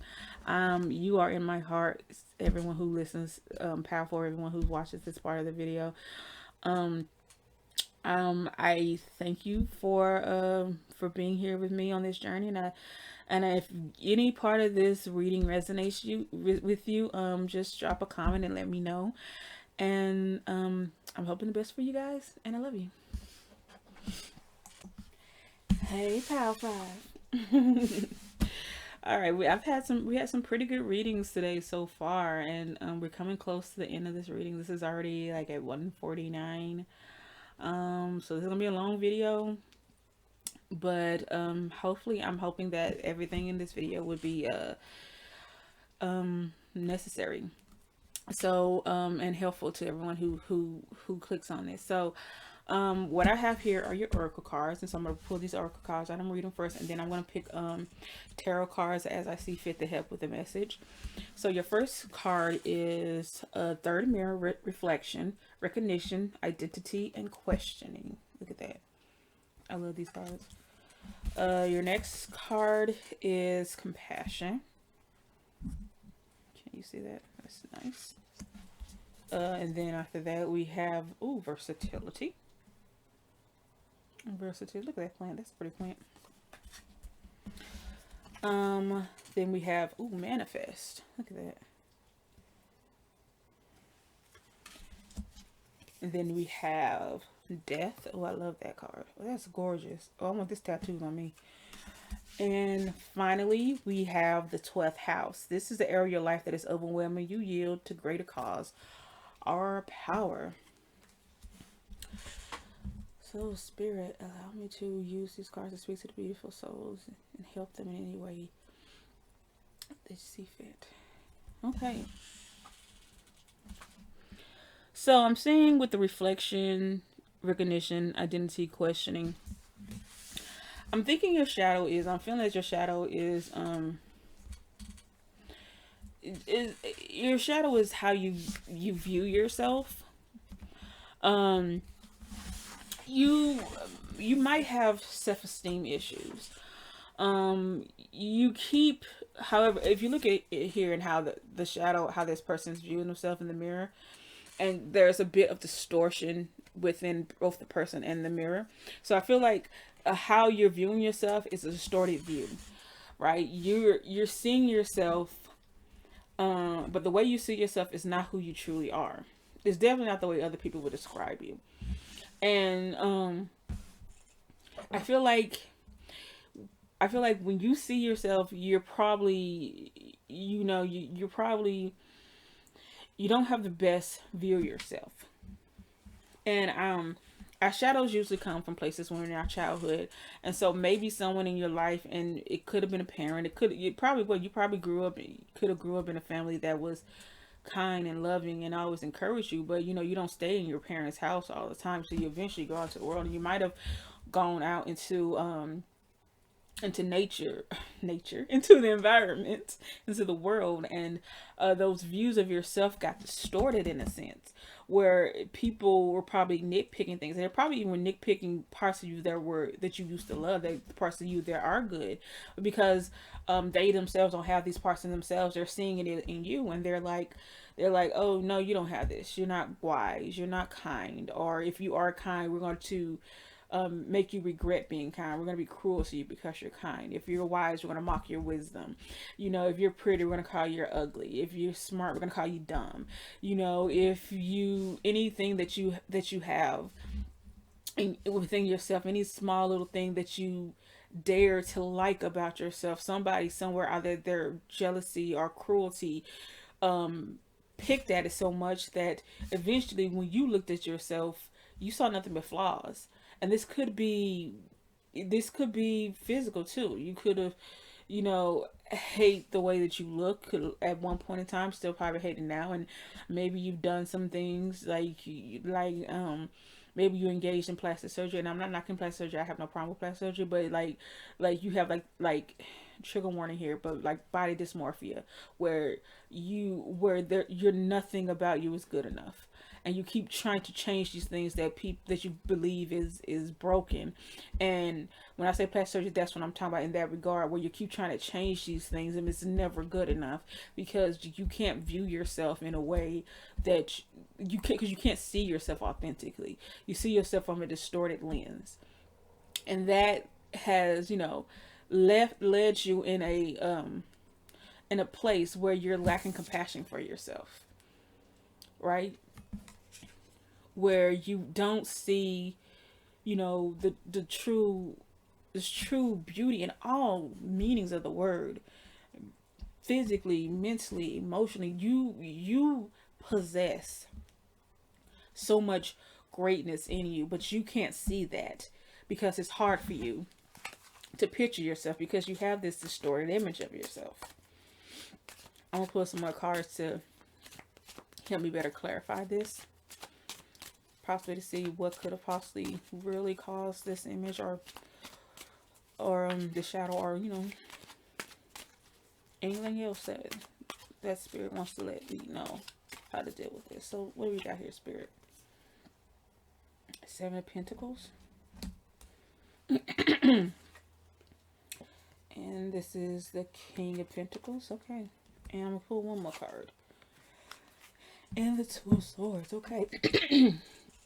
So first off, I'm going to let you know that I read the cards intuitively. So regardless of what the cards' actual meanings are, I read them intuitively according to what the general message is for you right now. So I'm going to tell you, like I tell every Paul, if you're reading this and if you're watching this and you're like, that's not what the card means, I know. It's an intuitive reading. Sometimes it's more than that. Get with the program. But let's see what I'm seeing here. 7. I really need to. Yes, it's 7 Pentacles. What's this one right here? The King of Pentacles and Two of Swords. Okay, so yeah, I'm seeing that it might have actually started in the home. It might have, pentacles are usually those places that are grounded in you. So I'm seeing like this, what I'm seeing is this is a, your first impressions of yourself. Our first impressions of ourselves has come from what we're first seeing within our family. And our family are usually the first time we get our first idea of what love is, our first idea of what home is, first idea of everything that comes from within your home environment.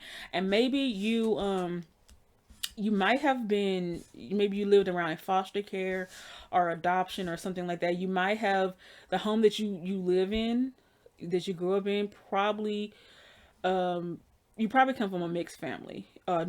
So like maybe your one of your parents got remarried, or you end up living with a aunt or a grandma, something like that. So you have this kind of, when I say that this comes from your home, I'm not saying the parents in your life was like, you're terrible. I'm saying because of the things that happen in your life, in your childhood home, it fractured in a sense. And that fracture changed your identity in a sense of how you view yourself, right? Because maybe you come from home where your parents were fighting a lot, and you probably wanted to fix it, but you couldn't fix it.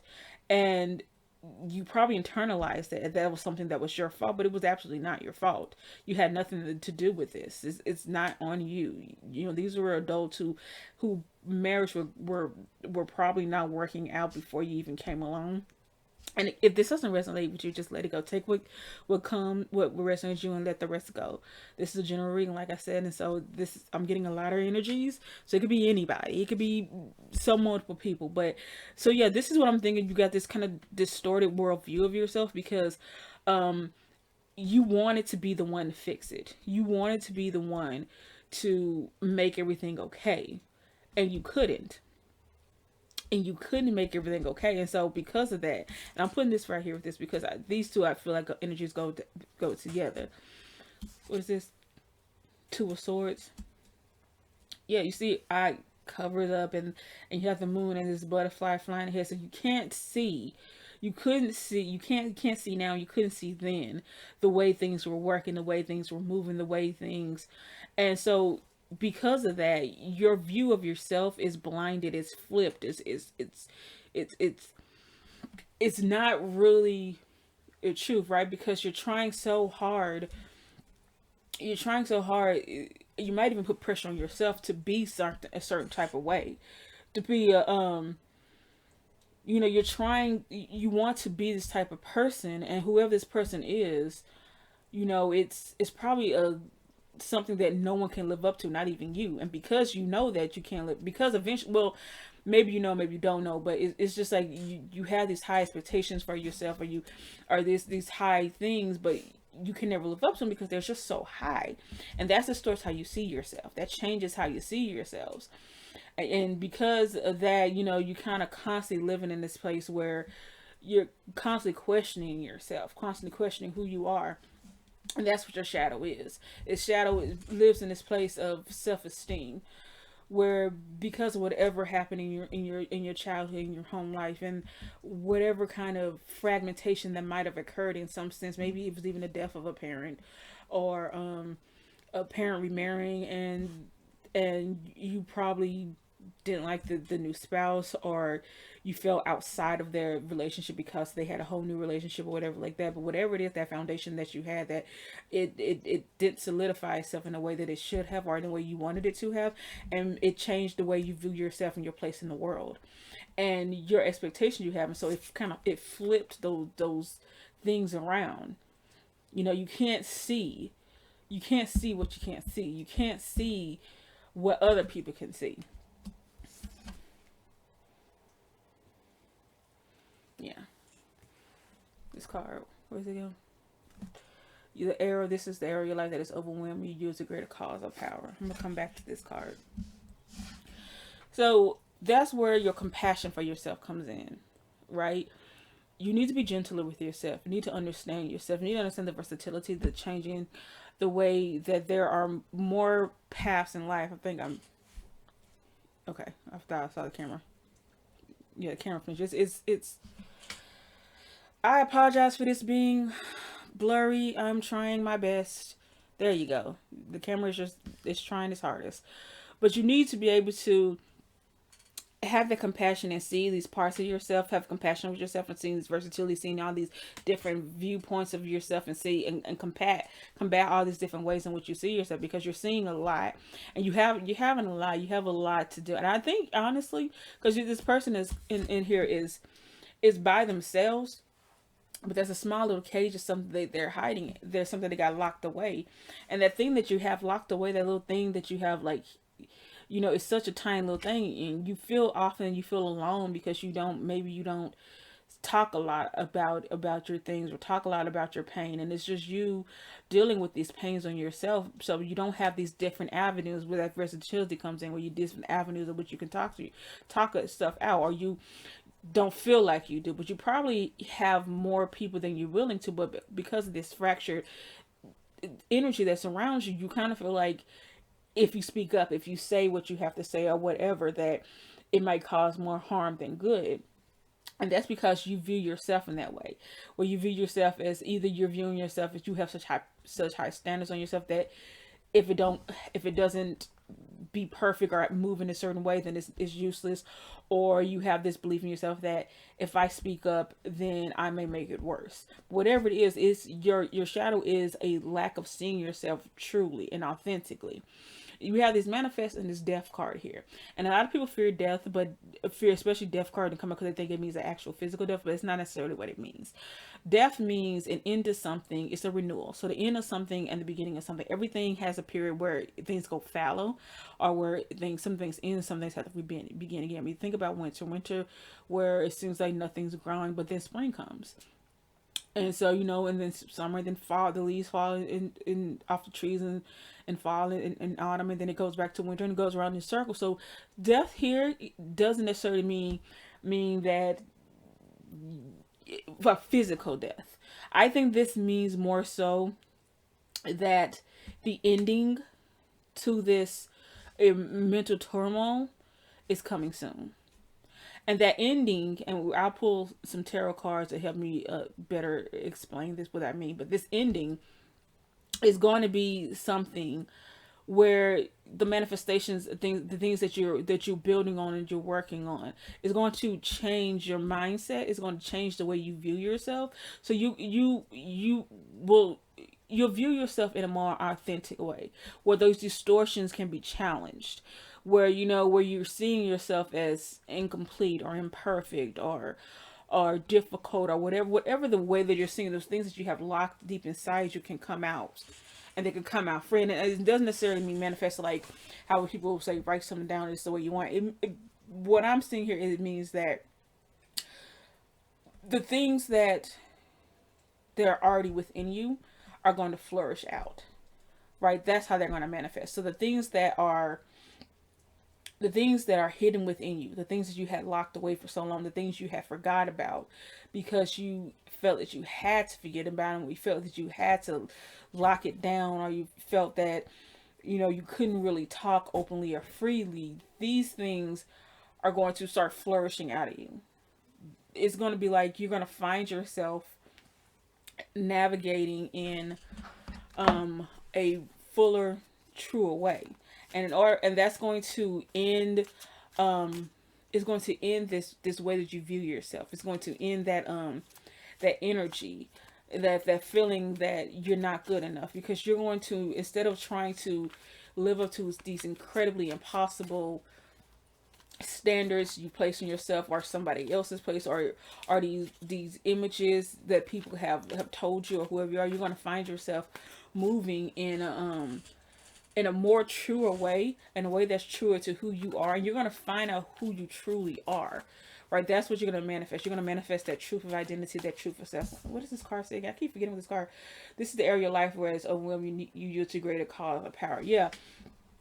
So this area of your life, and the overwhelming here, it seems that part of yourself, that because it may seem like it's so hard. It may seem like it's so much to deal with, because again, you're constantly looking at yourself. You're constantly, and you're not looking at yourself in a true form, because you, like I said, your image of yourself is distorted. So you're always looking at yourself in this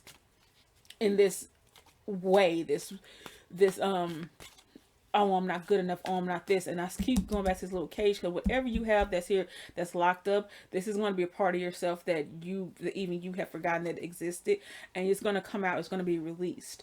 And it's going to have that power, so that you can look at yourself and not be like, oh, I can't do this, or I'm this, or I'm that, and the third. You're going to be releasing so many new, great, wonderful things about yourself that you have forgotten that you had. And that's going to come with this compassion for yourself. That compassion comes with love and care and understanding, and all those things come together. And so you're going to have death first. So something's going to have to end first.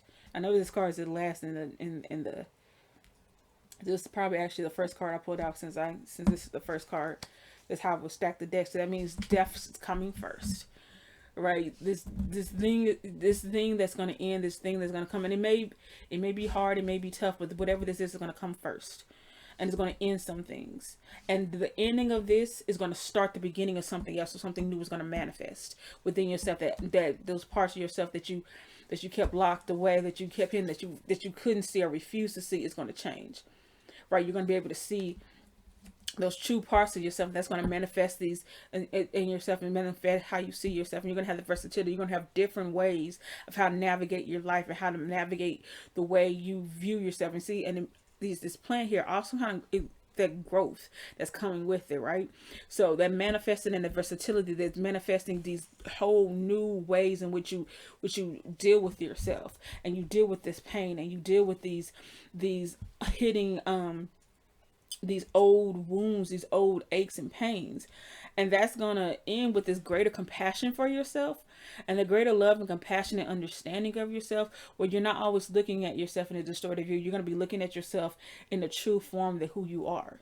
And that true form is going to help you navigate further down the line, where you won't feel like you have to apologize for your existence, or live in such high possible standards in order to prove that you're worth existing, prove that you have worth, because you have worth just because you exist. Does that make sense? Because you exist, because you automatically endowed with worth. So I'm going to pull a couple more tarot cards and let's see what kind of message we have here. Ooh, the Knight of Wands. And what else? Ooh, the Ace of Wands. Look at that. And what is this? The Emperor. Look at that. So yeah, you have a lot of you have a lot of strength and a lot of energy that's coming for you. Like this Knight of Wands, he's sitting here. You see how he's sitting above this line, and how he's almost like he's not even trying to tame it. He's just, this line is this strength and this power, and he has no fear as he's riding atop of it, blowing in the wind, not caring what it is. This knight has progressed past where the Ace of Wands is, where you're learning about who you are, where you're learning to have a greater understanding of yourself, where you're learning to be this type of person, where you learn to see yourself in the authentic way, not in the distorted way, but in this true authentic way. And this knight is a person who has progressed enough to where not only has he seen himself, but he has victory over those things that once made him fearful. Those things, those lions, is a big powerful thing, and he's sitting atop of it, you know, staff in hand, not showing any fear. You know, he's conquered it. He conquered all that death. He's conquered that. He's conquered all of this fear and this self-doubt and all of this stuff. And he's standing in this place, and he gets to this place where you're in this emperor position, where you're in this ruler position, where you are in this high place where you can stand forward, right? And when that place that you stand forward comes from passion, the compassion for yourself, and that's what's going to be manifesting this energy where you're standing forward within yourself, and you don't have to feel the need to hide who you are anymore, feel the need to be fearful of who you are anymore, or feel like you have to apologize for who you are anymore, or feel like whoever you are is not good enough, because you're going to be in this place where you know that you are, where you know that you can do whatever it is you say you can do. I hope all that makes sense, because I feel like I'm just rambling. But I'm going to pull some affirmation cards, because we are at the end of your reading. Can you believe? And these affirmation cards are just going to give you a couple more, just give you something to end off this reading with. So some words of encouragement and excuse me, some words of encouragement and power that you can take from this reading. But yeah, remember that who you think you are, who you were told you were, is not the truth of who you are. And once you begin to do that work of unraveling this, or confronting this distorted energy, you know, it's once you start doing that work, you are going to find yourself in such a stronger place, overcoming these things. And people are going to try to come back at you with all this. Remember when you was this, that, and the third? And you were like, I remember when you said I was this, that, and the third, but I also know who I am now. And when you sat there, like, you're going to be like, look, just sitting in a high place. No shit's going to bother you. No shit's going to knock you. Because you're going to have that compassion of yourself. You're going to see the versatility, that fullness of yourself, the complexity of yourself. You're going to be moving in these great places of power. Oh, I am a gift. I love this. I am a gift to the world. When I lead with kindness and love, I create a ripple effect that benefits more people than I know. My presence, ripple effect, that versatility moves forward in all different ways. My presence, my knowledge, and my compassions contribute to the greater gift of the world. The greater good of the world. I am a gift. Come on now. Come on. I got so happy to show you the card. I just knocked my mic all over. Just look at me. Just look at me. Just knocking my mic left and right. But anyway, look at the card. Can you see the card? Probably not, since I done got it out of focus. But there you go. I am a gift to the world. When I lead with kindness and love, I create a ripple effect that benefits more people than I'll ever know. My presence, my knowledge, and my passions contribute to the greater good of the world. I am a gift. Do not forget that pound number 5. You are a gift. Your presence is a gift. My presence is a presence. Kiss my ass. You are wonderful. You are great. And once you start seeing that, you'll start flowing in a more wonderful and fulfilled life. So I'm sniffling because I got my window open and it's raining. And by the time I finish pile 6, I'm gonna be sneezing. Watch. But this is all I have for you, pal number 5. I want to thank your guys, my guys in spirit, for giving us this message. And I pray that this message resonates with you. If it does, please leave a comment down below to let me know. And I just, I love you guys. I feel you guys. I think you guys are going to be A-okay. There's a lot of stuff that you have to deal with, but I believe that you can and you will make it to the other side. Remember that you are a gift. Okay, love you. All right, pile number 6, last but never ever least. Let's see what your cards hold for you, pile number 6. Now, these are your oracle cards, and I'm going to pick from one or both of my tarot decks here to help substantiate the message that I get from these cards. And so we're going to go pick now because this is already 2 hours and 15 minutes. So try to get through this as well. I was about to say quick, but I want to make sure you get a thorough full reading, but I don't want this video to take too long. So, these are a lot of cards. I think you might actually have had the most cards. No, I don't think so. The most shadow cards, I don't think so. I think I had one deck that just had one shadow card. Which doesn't necessarily mean that you have a lot of deep shadows, just a lot of stuff connected together, kind of moves together. That's all what it means.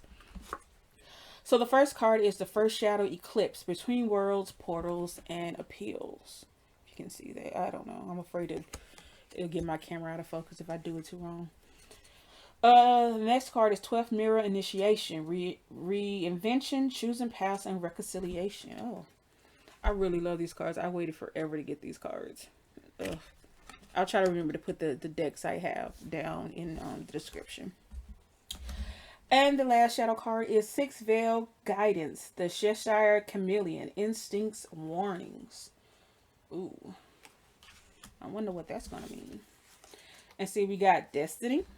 Oh, that's nice. You can probably see these cards better than if I put it in the camera. Prosperity begins. I like that. And the heartache and loss. Okay. All right. Pile 6. What you got for me? All right, spirit. Let me use this power to help the beautiful souls watching this to better find their shadows and better understand themselves. All right. Let me look at these cards again. Between worlds, portals, and appeals. Reinvention, choosing paths, reconciliation, the Cheshire chameleon, instincts, warnings. So, between worlds and choosing paths, reinvention, Cheshire chameleon. These cards kind of give like kind of go against together. Cheshire, I'm thinking of like a Cheshire cat, which if you remember, Alice in Wonderland was the cat that disappeared and using only kind of left the grin. And so that's what I'm kind of getting. It's like whatever is there, you're kind of only leaving this essence of yourself, or the essence that you want to see, because who you are actually behind these things is much different. I think you're kind of used to playing up a facade of yourself, and this facade is just how you kind of really show. It's the part of yourself that you show the world that is not necessarily who you are, or not all of who you are. And I feel like you probably just do that. That's probably just a form of self-defense, maybe. You probably have to put up those little parts of yourself. But that's why you're kind of like between worlds, and you're kind of choosing paths, because you're between who you show the world to be and who you really are.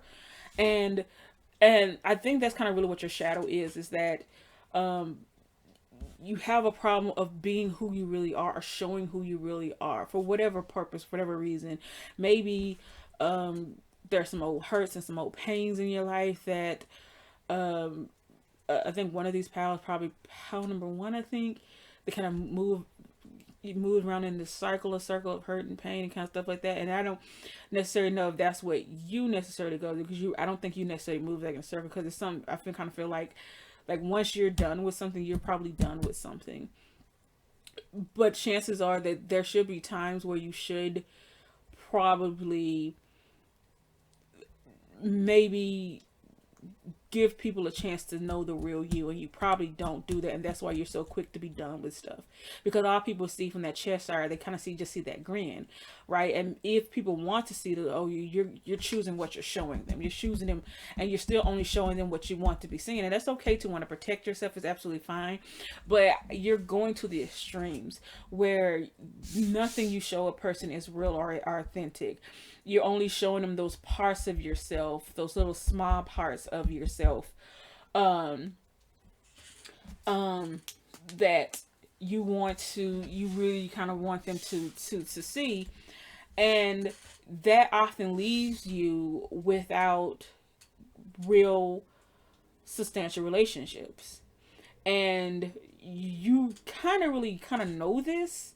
Like, you kind of know that that's what that choice has to be. You're between worlds. You're between knowing that you want more and stopping yourself from getting more for whatever reason.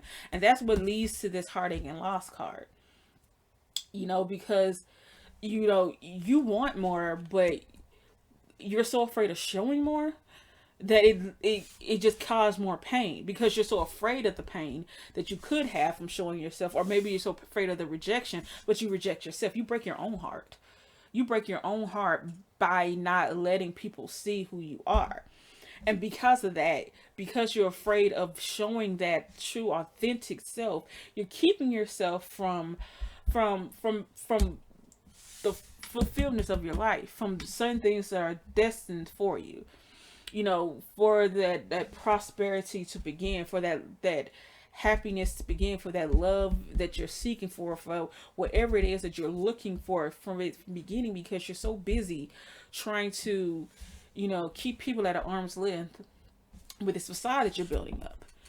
And it's, like I said, it's okay to, wanting to make sure you test the waters and make sure that the people that you're talking to are really here for you. But the thing about you is that once you do get to know the person, they still don't get to know you. That's the problem. You're still giving them that facade. And you can know a person for years, decades, and they can tell you all their deepest, darkest secret, but they don't know a damn thing about you.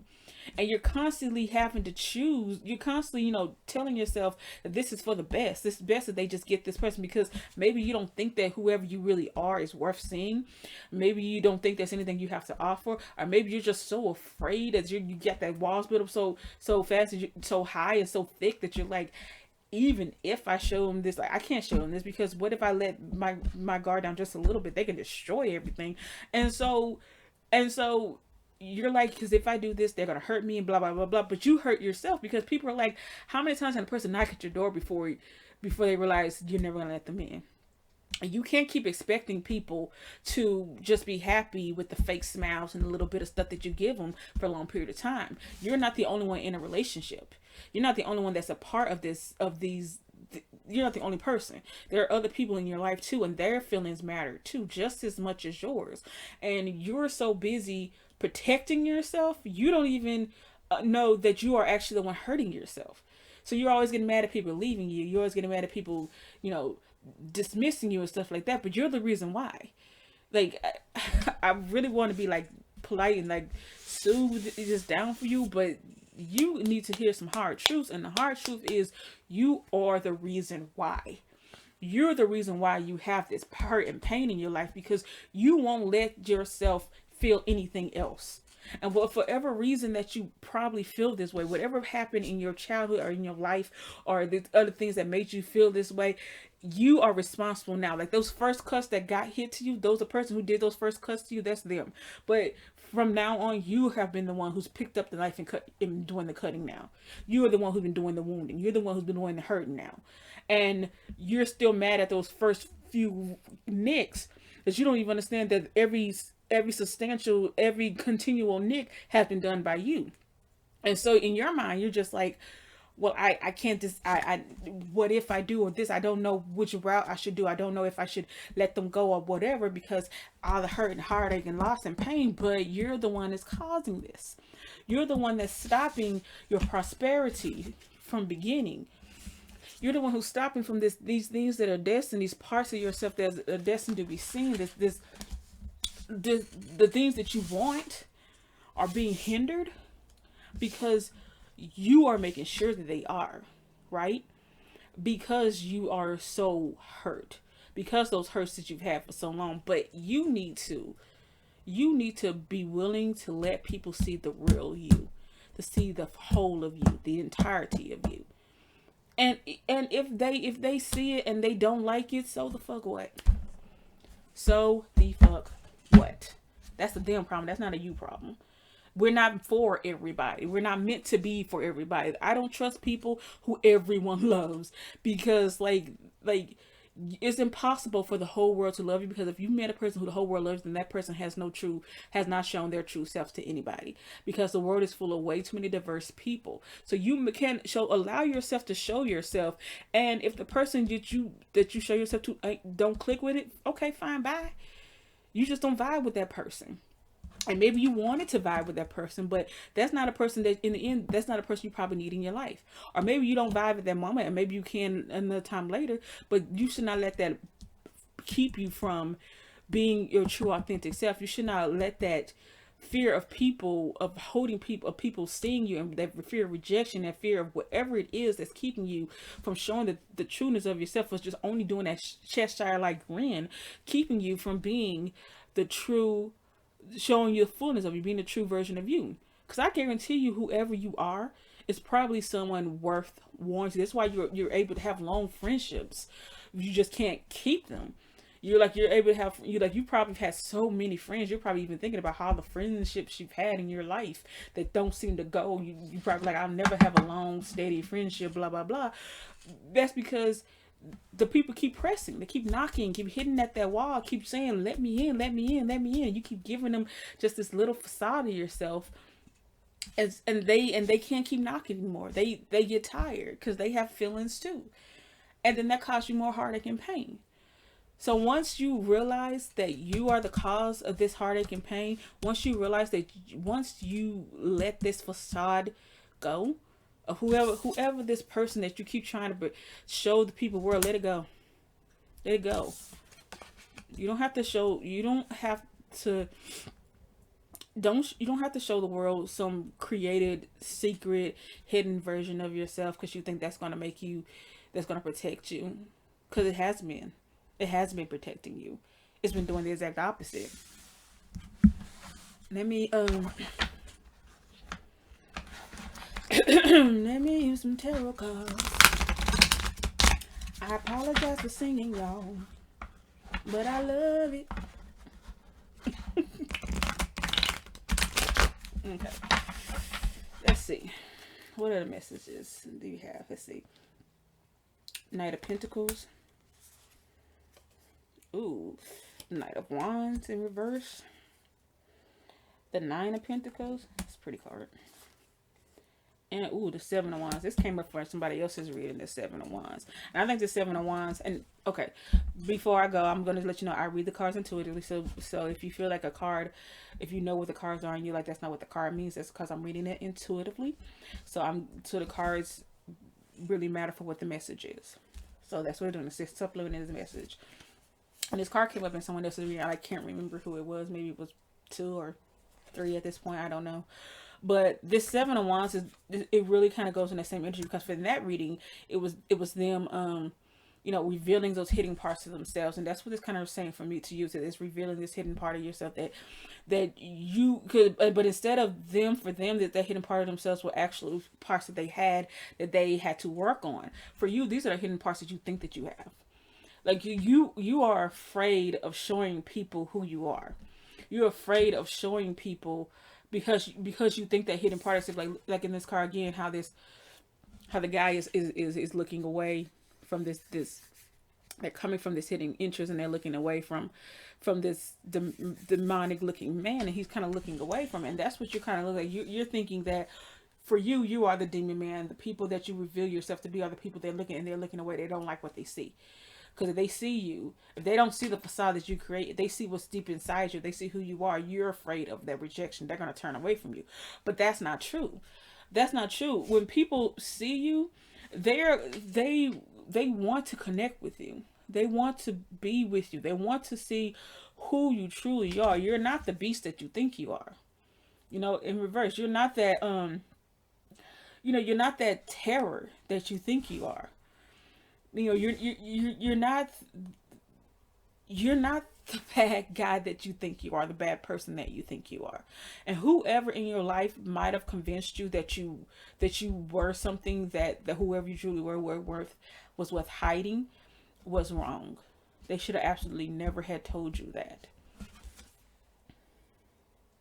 The Knight of Pentacles, like look how he's just standing here in the hall, in the ground. Just, this is that Cheshire energy right there, right? Because this is the energy. Because I'm seeing the Cheshire, and I'm seeing this is how you presenting yourself to people. You know, this is what people see. They come in and they're seeing a lot of, you know, they got the dog and the cat, and there's some money on the ground, and so they're seeing all this kind of really good energy and stuff. But if you look closely, that smile, and you won't be able to see it in this picture, but you look closely, that smile is not genuine.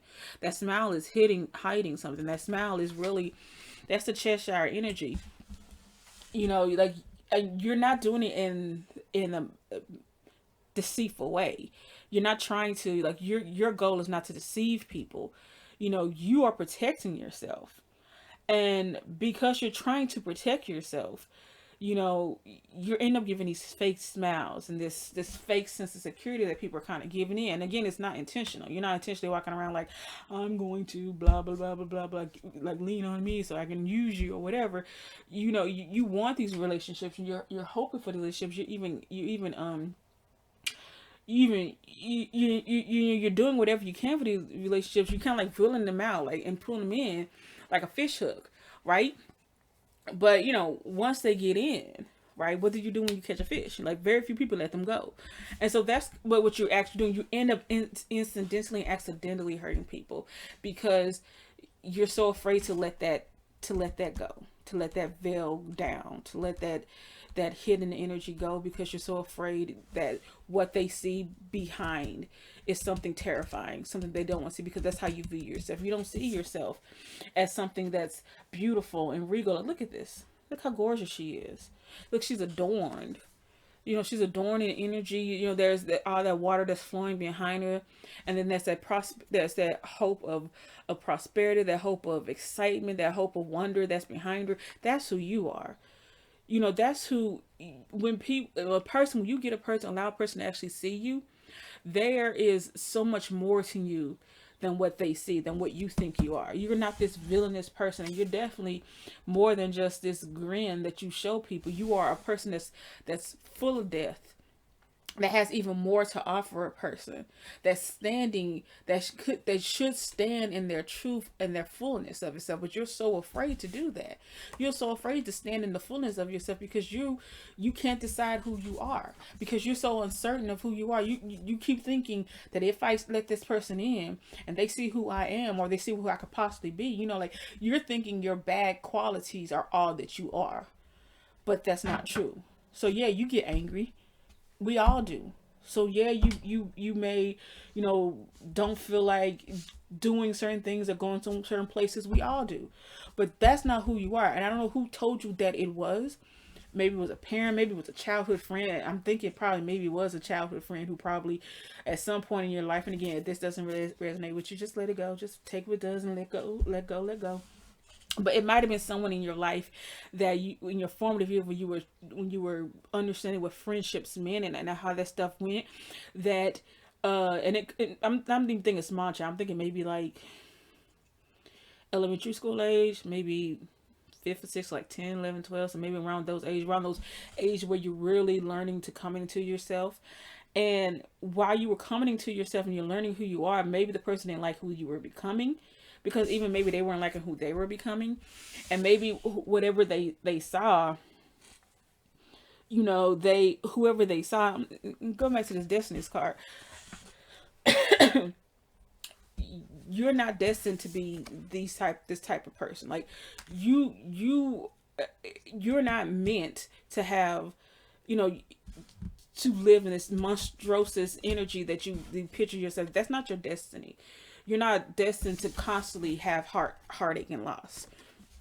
You're not destined to, you know, like the misery in your life. That's who you're just what's going to be, because someone in your life somewhere long ago didn't like the parts of you that weren't always shiny and bright and happy go lucky, and you know, maybe you did hurt their feelings and never got a chance to apologize for it, or did and it didn't matter, or maybe they you know, they did what children do, tested their limits to see what they can say and do. And so instead of seeing yourself in this type of energy, you see yourself as this. And because you see yourself as this, you're always testing people by showing them only this. That's Cheshire energy. And because people want more than that, you always experience heartache and loss. And because of that, you're missing out on the prosperity. And it's there prosperity begins. It's waiting. Those things that you want in your life, those friendships, all those things that you have denied yourself, it's waiting for you. It's waiting to be here for you. But you have to let your guard down. You have to challenge those ideas about yourself, those beliefs about yourself that just aren't true. You know, you don't have to suffer. You don't have to live in this. You don't have to choose between these two parts of yourself, or what these parts that you think is, excuse me. Because, you know, the idea of this terrible part of yourself is just an idea, because you're overthinking about yourself. You know, you're overthinking that you're this terrible, horrible person, and you're not. And this could also mean that you think that you have to be this perfect person all the time, and you don't. Right? The person who you are is good as is. You don't have to put up a facade. You don't have to keep people away. You don't have to keep breaking your heart. You don't have to. You're not destined for this energy. You're not destined to walk this earth alone. I don't care how many friends have come and gone. You can move on now. You can move on from this energy now.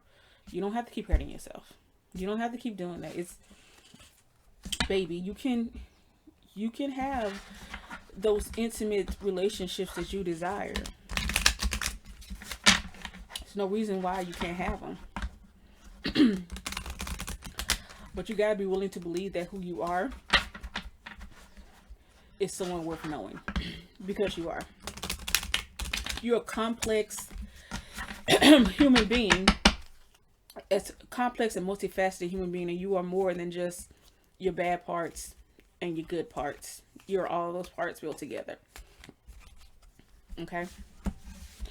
And so we come to the end of your reading, and before we leave, I'm going to read an affirmation card or two.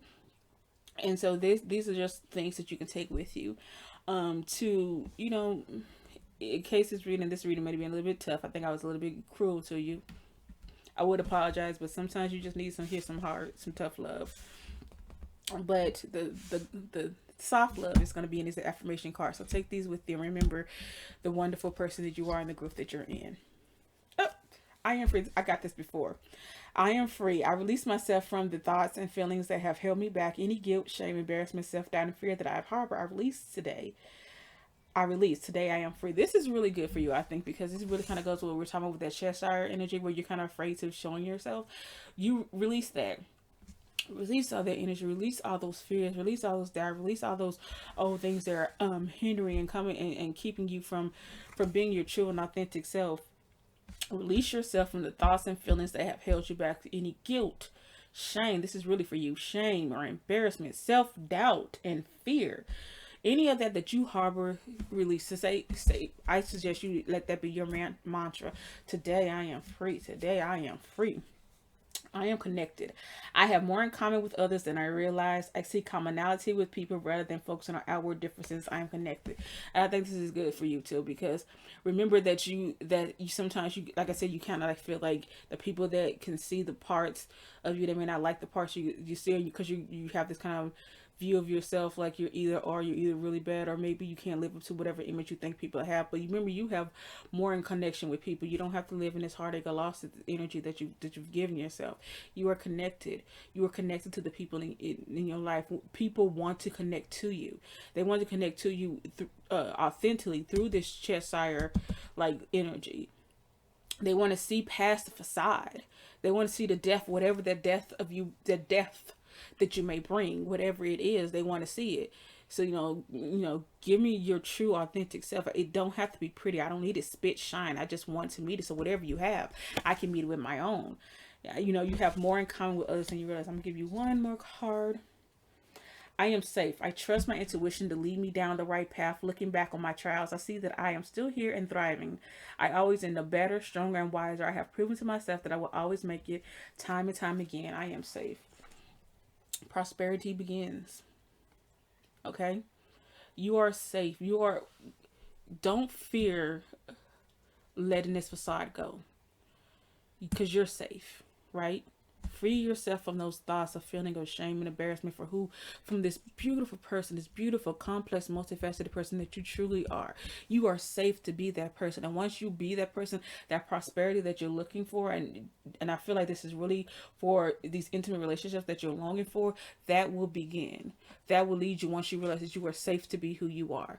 And whoever you are, and even if the person that you meet don't vibe with you, it's okay. You don't have to vibe with everyone, but just know that you are going to find, but you can't find the person you authentically vibe with, that you authentically connect with, if you don't let them see who they are, because it's not fair to them to try to connect to you and you're only giving them an image, and it's not even your true image. It's just a part of an image that you set up for others to see.